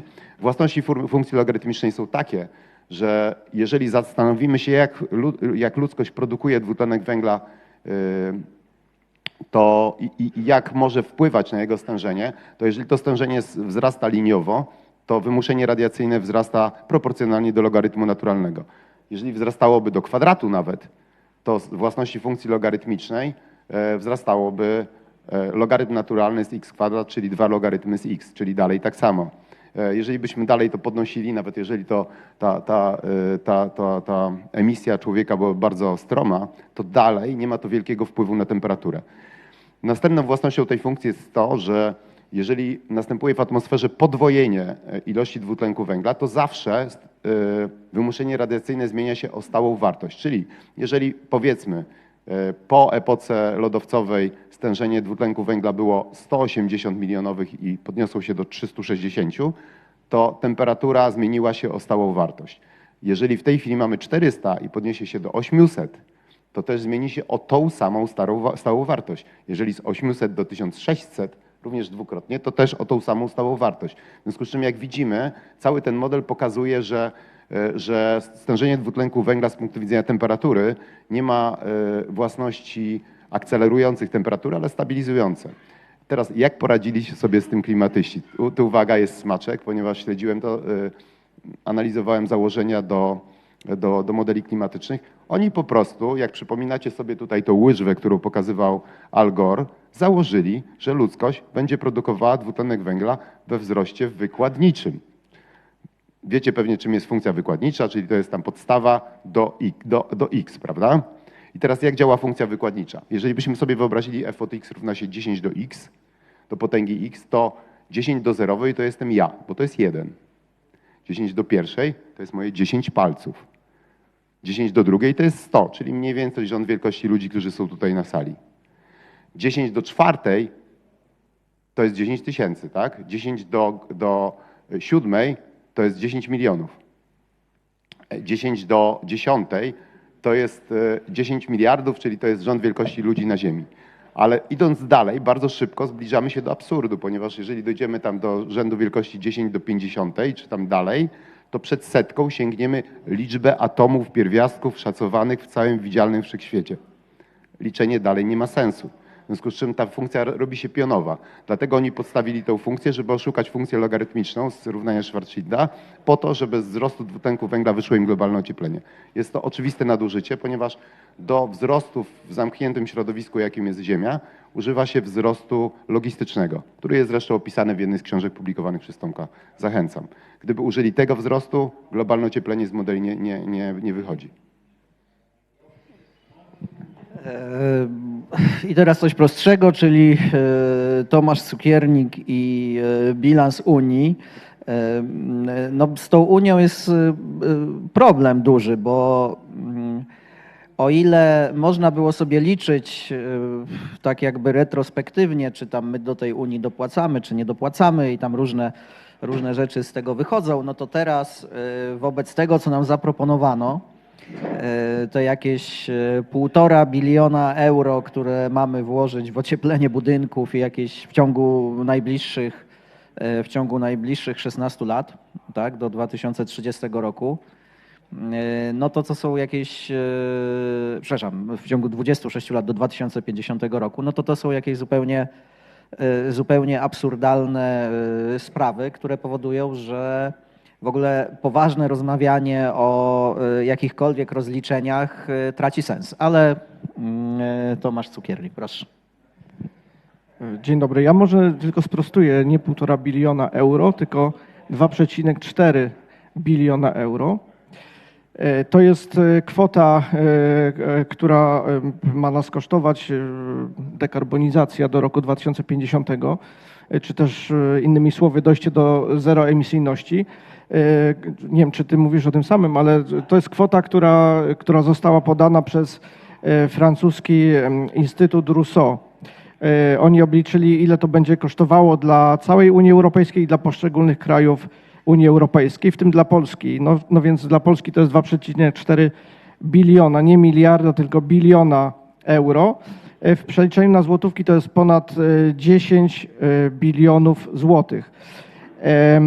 Dla porównania od razu powiem, że wszystkie dotacje unijne, które Polska dostała przez 20 lat, to jest około 1 bilion złotych. Tak więc ta suma to jest 10 razy więcej niż wszystkie dotacje, które Polska dostała z Unii Europejskiej przez 20 lat. Także to jest taka skala problemu. Natomiast ja powiem kilka słów, ponieważ napisałem teraz i wydałem taką książkę 20 lat w Unii, bilans członkostwa, którą tutaj też na zapleczu w księgarni Tomka można nabyć. I chciałem powiedzieć kilka słów na ten temat. Większość dziennikarzy głównego nurtu, większość polityków rządowych, ale też opozycyjnych twierdzi, że Polska zyskuje, czy zyskiwała, no i zyskuje na członkostwie w Unii Europejskiej na podstawie jednego wyliczenia. Jest to wyliczenie, które podaje na bieżąco, właściwie co miesiąc je aktualizuje Ministerstwo Finansów i to jest z jednej strony nasza składka, czyli ta strata, którą mamy, czyli z jednej strony płacimy Unii składkę, a z drugiej strony zysk w postaci przepływów z unijnego budżetu do budżetu Polski, czyli dotacje unijne. I teraz jak to się ma do rzeczywistości? No to jest tak naprawdę polska składka, to jest około 1% PKB Polski. Przez te 20 lat mniej więcej średnio tak to wychodzi. Natomiast odnośnie dotacji unijnych to jest około 3% PKB Polski, czyli de facto można powiedzieć, że myśląc tak jak ci ludzie, zyskujemy netto 2% PKB Polski. Tylko że oni nie mówią wielu innych ważniejszych rzeczy. Po pierwsze, nie mówią o kosztach. Jakie są koszty, które my musimy ponieść, żeby te pieniądze pozyskać. I tu już nie będę tego wymieniał, bo tego jest naprawdę bardzo dużo. Druga sprawa to jest sprawa gospodarcza, czyli to, że dotacje unijne dewastują rynek. Dewastują praktycznie wszystkie branże, w których zaistnieją, bo to jest po prostu interwencjonizm państwowy, a jak wiemy, w szczególności na tej sali, każdy interwencjonizm państwowy szkodzi. Wprowadza chaos na rynku. I trzecia sprawa to jest kwestia polityczna.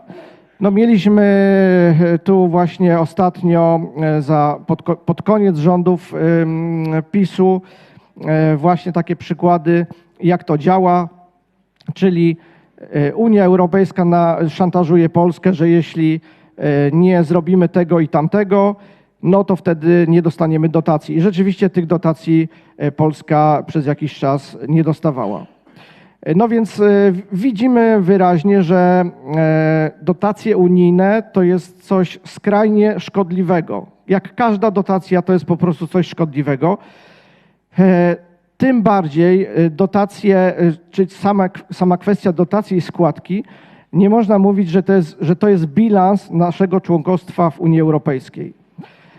2% PKB siłą rzeczy, gdyby nawet nie było tych wszystkich rzeczy, o których przed sekundą powiedziałem, to 2% PKB nie ma możliwości realnego wpływu na gospodarkę, nawet jeśli by to były sensownie wydane pieniądze i byśmy do tego nie dopłacali, i by nie było korupcji, i by nie było biurokracji, i nie trzeba było współfinansować tych pieniędzy i tak dalej, i tak dalej.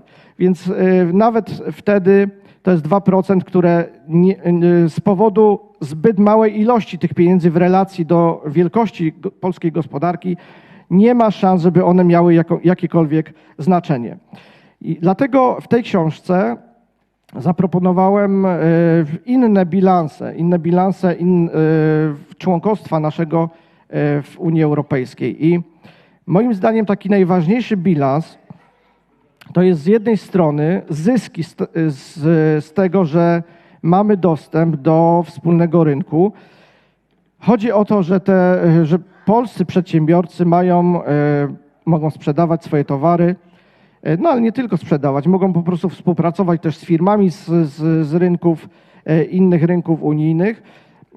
I chodzi o ten dostęp przede wszystkim do tych konsumentów, których jest tak naprawdę poza Polską na wspólnym rynku 415 milionów. No więc na pewno na tym zyskujemy, w szczególności zyskują na tym polskie firmy. Ile zyskujemy? Są różne obliczenia, które mówią mniej więcej, że zyskujemy od około 7 do około 10% PKB właśnie na dostępie do wspólnego rynku. Okej, to jest jedna strona zestawienia. Co jest po drugiej stronie zestawienia? Po drugiej stronie zestawienia, moim zdaniem, należy ułożyć unijne regulacje. I tu również mamy pewne wyliczenia, są nawet wyliczenia Komisji Europejskiej, ale nie tylko, różnych ekspertów.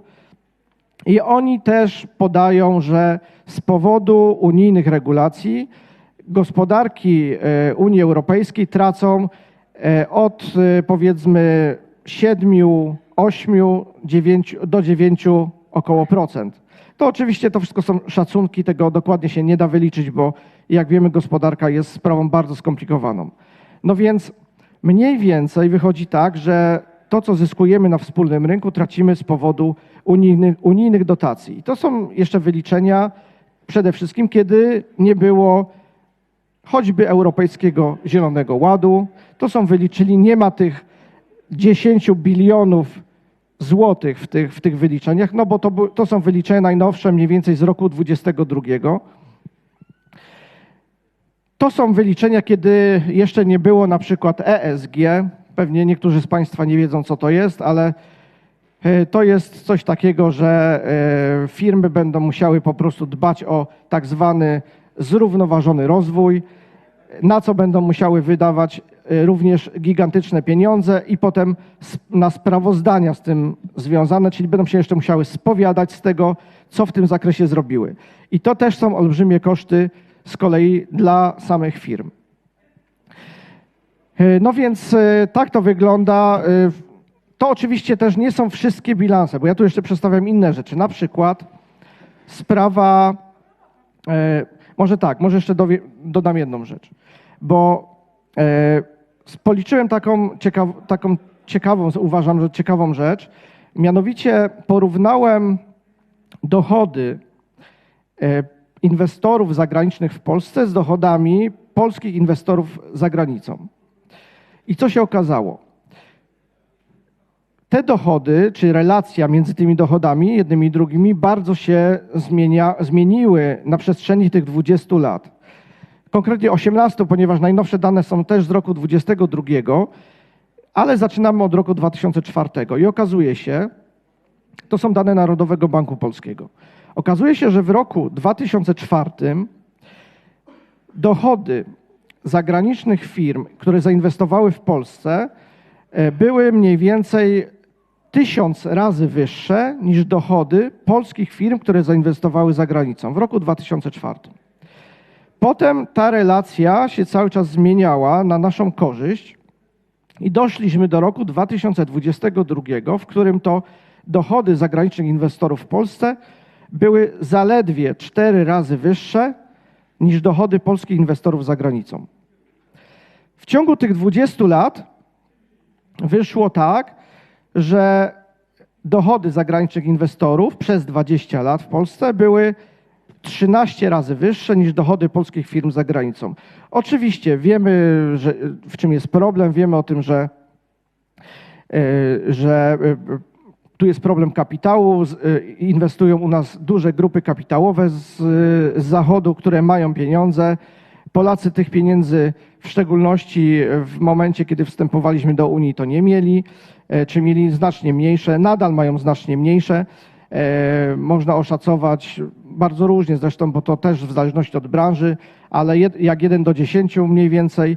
No więc stąd oczywiście ta różnica i stąd też jest ten problem tego transferu tych pieniędzy, bo oczywiście ci wszyscy inwestorzy zagraniczni, którzy są w Polsce, no potem te zyski jednak transferują poza Polskę. Oczywiście nie można ich za to karać ani potępiać absolutnie, bo oni po to inwestują te pieniądze, żeby na tym zyskać. No na tym polega po prostu wolny rynek, na tym polegają inwestycje. No ale fakt jest faktem, że w ciągu tych 20 lat firmy zagraniczne przetransferowały z Polski 1 150 miliardów złotych w ciągu 20 lat. No więc to jest też jeden z jakichś tam bilansów członkostwa Polski w Unii. Natomiast ja zwróciłem uwagę na jeszcze jedną rzecz, mianowicie na emigrację. Leszek Miller zachęcał w 2003 roku do tego, żebyśmy głosowali za wstępowaniem do Unii Europejskiej w referendum właśnie po to, żeby Polacy mogli pracować za granicą. Ja doskonale pamiętam, jak to właśnie w telewizorni wtedy wyglądało. No i Polacy rzeczywiście posłuchali Leszka Millera, zagłosowali za wstąpieniem do Unii Europejskiej, a potem można powiedzieć, że masowo wyjechali, żeby pracować za granicą. I rzeczywiście wyjeżdżali głównie do krajów Unii Europejskiej, czy to do Niemiec, czy to do Holandii, czy to do Irlandii, czy to do Wielkiej Brytanii, która jeszcze wtedy była w Unii Europejskiej. No więc ludzie ci budowali dobrobyt nie polski, tylko właśnie tamtych krajów, do których wyemigrowali. I ile to jest pieniędzy? Jaka to jest strata dla nas, dla Polski, że nie pracowali wtedy w Polsce, tylko gdzie indziej? Z danych Głównego Urzędu Statystycznego wynika, że średnio rocznie przez te 20 lat wyemigrowało z Polski, czy pracowało poza Polską średnio rocznie 2 100 000 osób. Jeśli przemnożymy to przez średnie PKB w Polsce, no mniej więcej wychodzi, że traciliśmy około 6% PKB każdego roku. Od powiedzmy tam 2,5 mniej więcej do ponad 7% w tych latach, kiedy tych emigrantów polskich było najwięcej, czyli to był rok 2016 i 2017. No więc to jest też jeden z bilansów, można powiedzieć, naszego członkostwa w Unii Europejskiej, o czym ani ci dziennikarze mainstreamowi, ani politycy partii rządzących i opozycyjnych absolutnie nam nie mówią. Także dziękuję Państwu za chwilę uwagi i zachęcam do zapoznania się z tą książką. Dziękuję.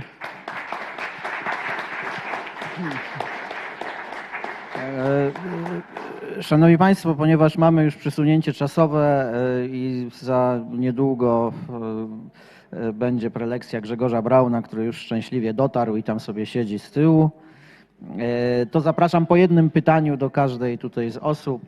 Także jeżeli ktoś ma jakieś pytanie, tylko proszę zwracać się do konkretnego mówcy, czyli do kogo będzie dane pytanie.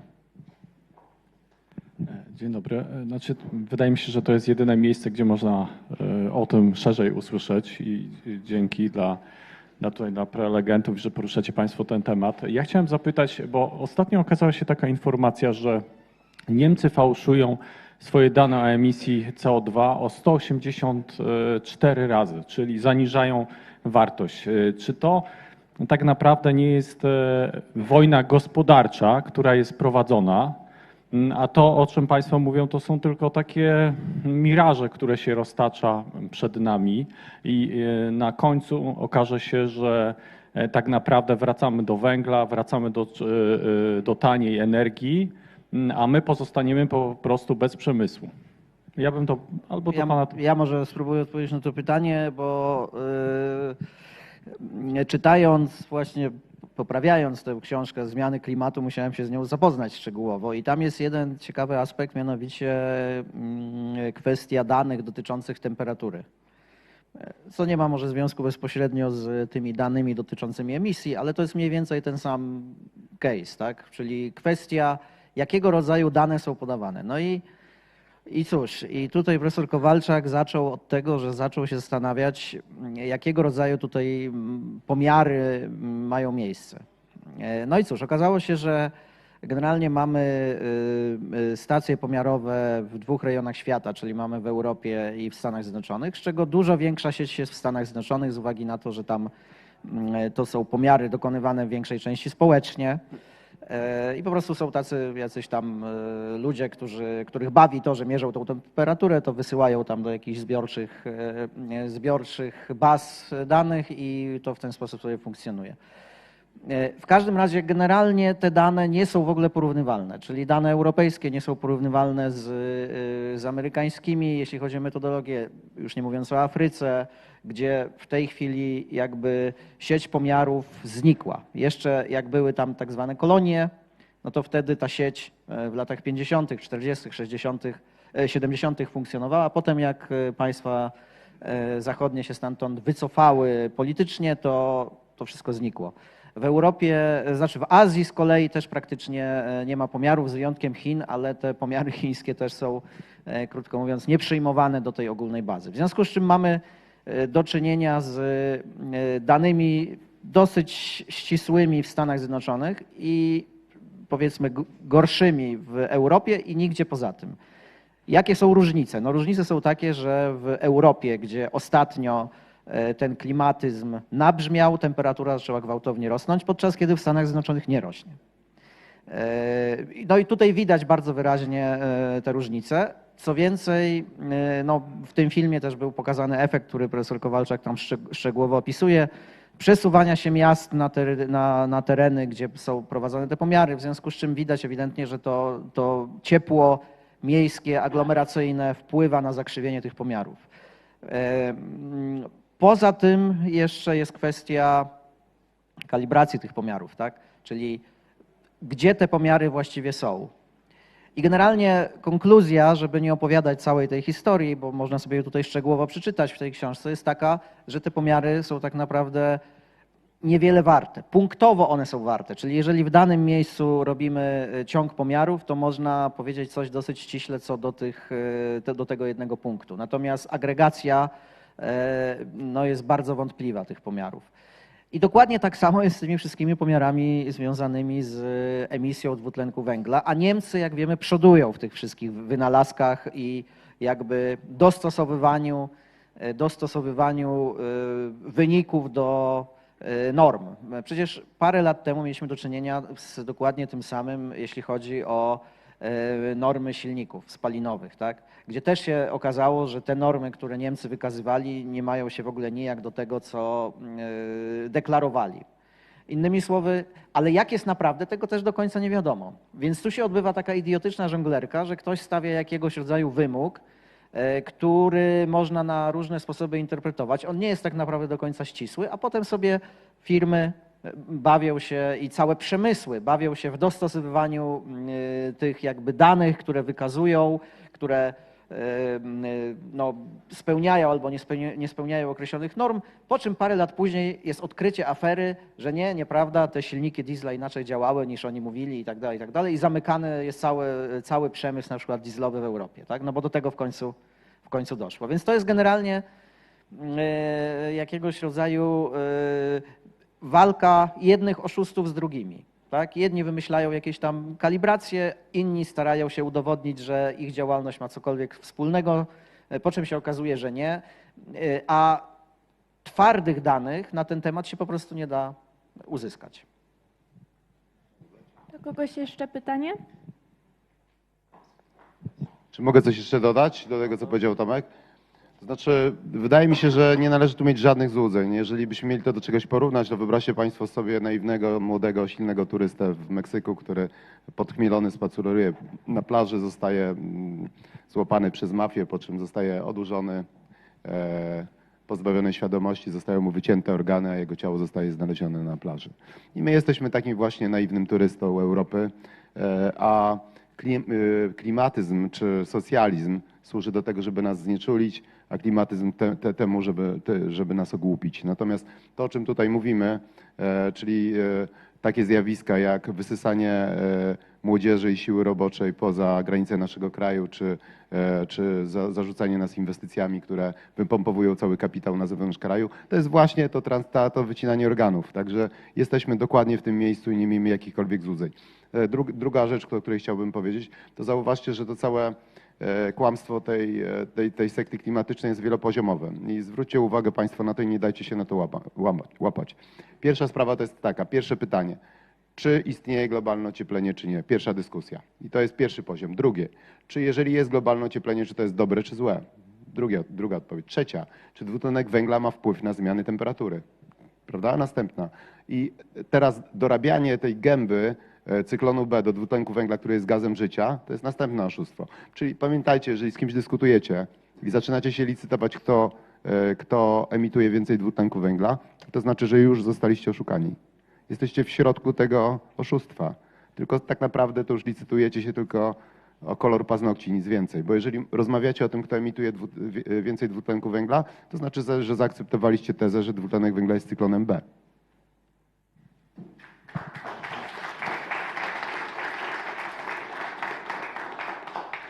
Jak pozwolicie, słyszymy się? Halo, raz, tak.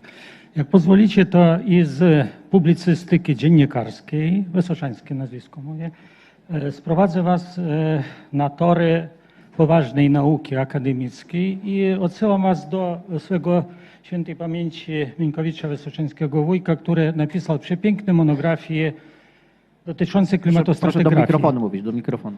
Proszę? Tak. Proszę mówić do mikrofonu. Dziękuję. Pan Sommer wie, ile biegunów ma Słońce. Dlatego, żeby 7 biegunów, tak.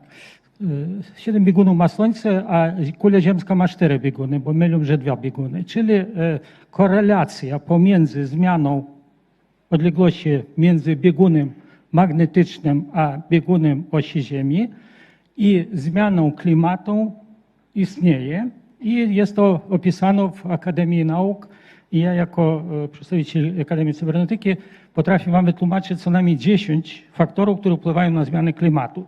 I dyskusji w kołach akademickich dyskusji nie ma. Proszę odpowiedzieć, jak nam wspólnie zniszczyć pod hasłem najwyższy czas w Bibliotece Wolności pod przywództwem przesympatycznego pana redaktora zniszczyć nam religię globalnego ocieplenia, a moi studenci mówią ociepienia. Dziękuję ślicznie. Jak zniszczyć ją? Przy pomocy A. Ekologii, B.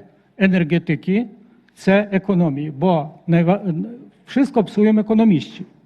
Tworzą mity, tworzą religii, a dziennikarze, no, oprócz tych, którzy tutaj siedzą, powtarzają głupoty i niszczą naszą świadomość. Robią z mózgu wodę. Dziękuję ślicznie. Kłaniam się.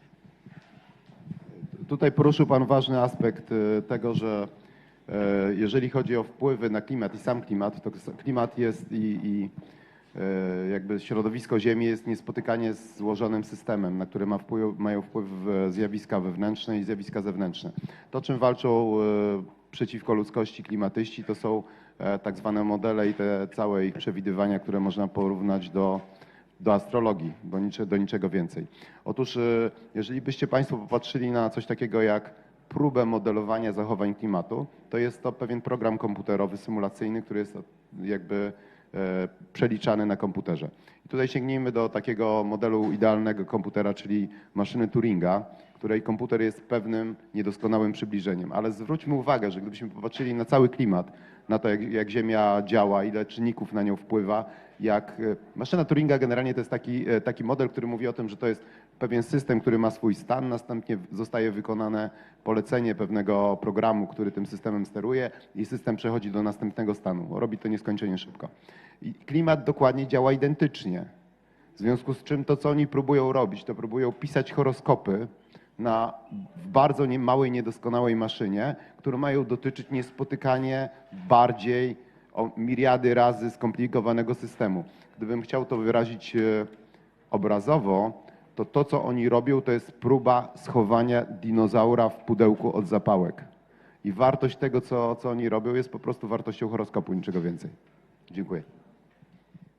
No ale tu było pytanie, jak tutaj z tym walczyć? No, wydaje mi się, że przede wszystkim to fizyka z tym walczy. No ja wczoraj przeczytałem tutaj też Bartkowi, już podzieliłem się z nim taką informacją. Przeczytałem taką informację na temat polskiego bilansu miksu energetycznego, bo teraz jest takie tajemnicze sformułowanie, o którym jeszcze całkiem niedawno nikt nie słyszał. Miks energetyczny to jest podstawowa rzecz, nie wiem, czy Państwo wiedzą.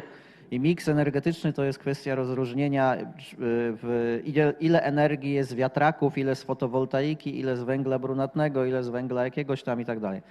No i wczoraj pojawiła się informacja na temat najnowszego naszego miksu energetycznego i się okazało, że udział węgla kamiennego, kiedyś mówiono, jak ja chodziłem do szkoły, że to jest polskie złoto, tak nas uczono, spada, natomiast rośnie udział węgla brunatnego. No i czyli innymi słowy dzieją się rzeczy w gospodarce naturalne, ponieważ węgiel brunatny jest najtańszym paliwem w tej chwili i rzeczywiście najlepiej byłoby robić po prostu ten prąd z węgla brunatnego, tak na zdrowy rozum. I rzeczywiście to się dzieje mimo tego całego klimatyzmu, więc ja mam nadzieję, że jak dojdzie w końcu do tych blackoutów i tych radykalnie wysokich cen energii, no to krótko mówiąc to zostanie przez ludzi jakoś strząchnięte i przez technologię.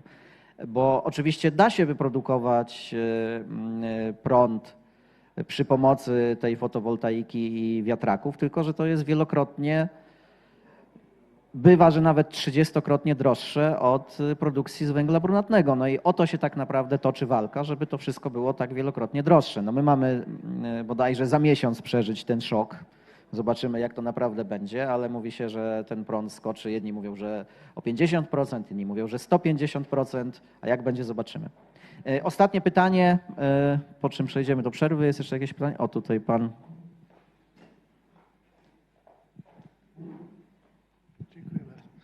Ja się może przedstawię. Jestem doktorem nauk medycznych, nazwisko Andrzej Sielańczyk i chciałem ustosunkować się do obydwu naszych drogich prelegentów.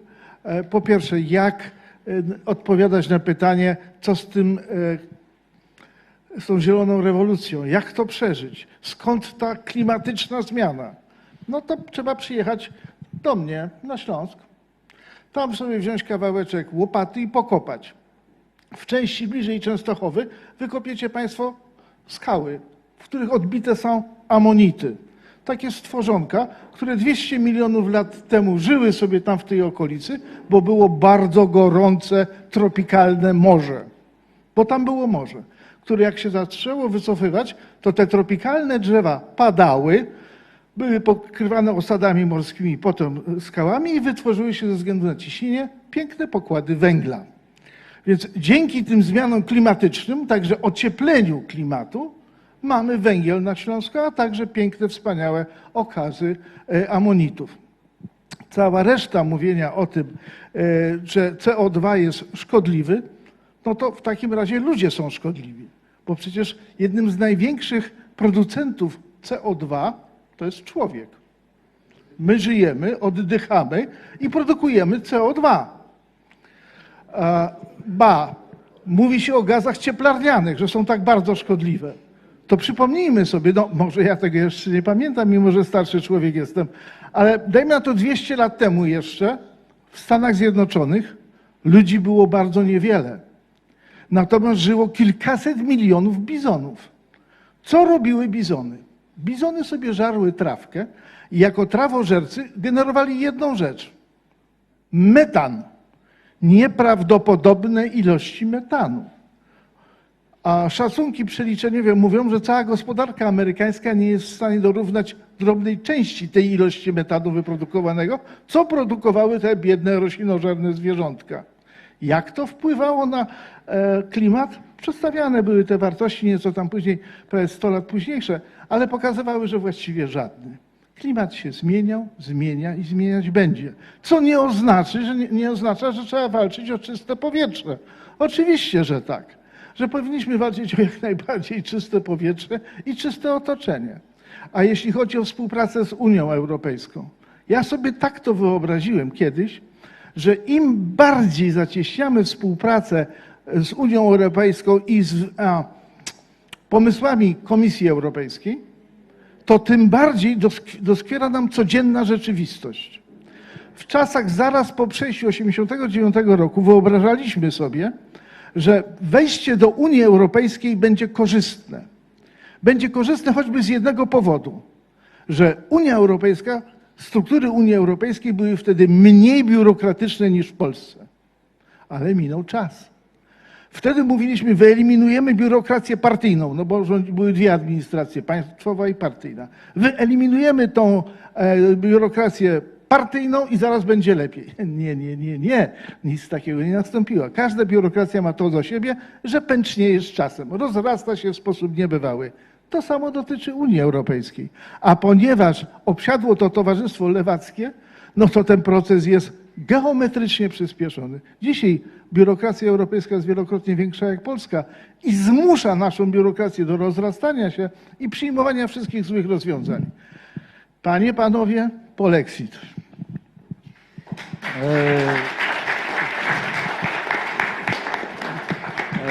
Doktor Sielańczyk był posłem UPR-u, także warto odnotować. Szanowni Państwo, także teraz 15 minut przerwy zrobimy. 15 minut przerwy, czyli z pewnym opóźnieniem rozpoczniemy wykład Grzegorza Brauna, posła Grzegorza Brauna i no, Grzegorz Braun jest w tej chwili, jeśli ktoś chciałby nabyć jego książkę, może podpisać i też poprosimy go na początek wykładu o podpisanie 3 gaścic dla naszych sponsorów, no ale to za 15 minut. Także zapraszam za 15 minut.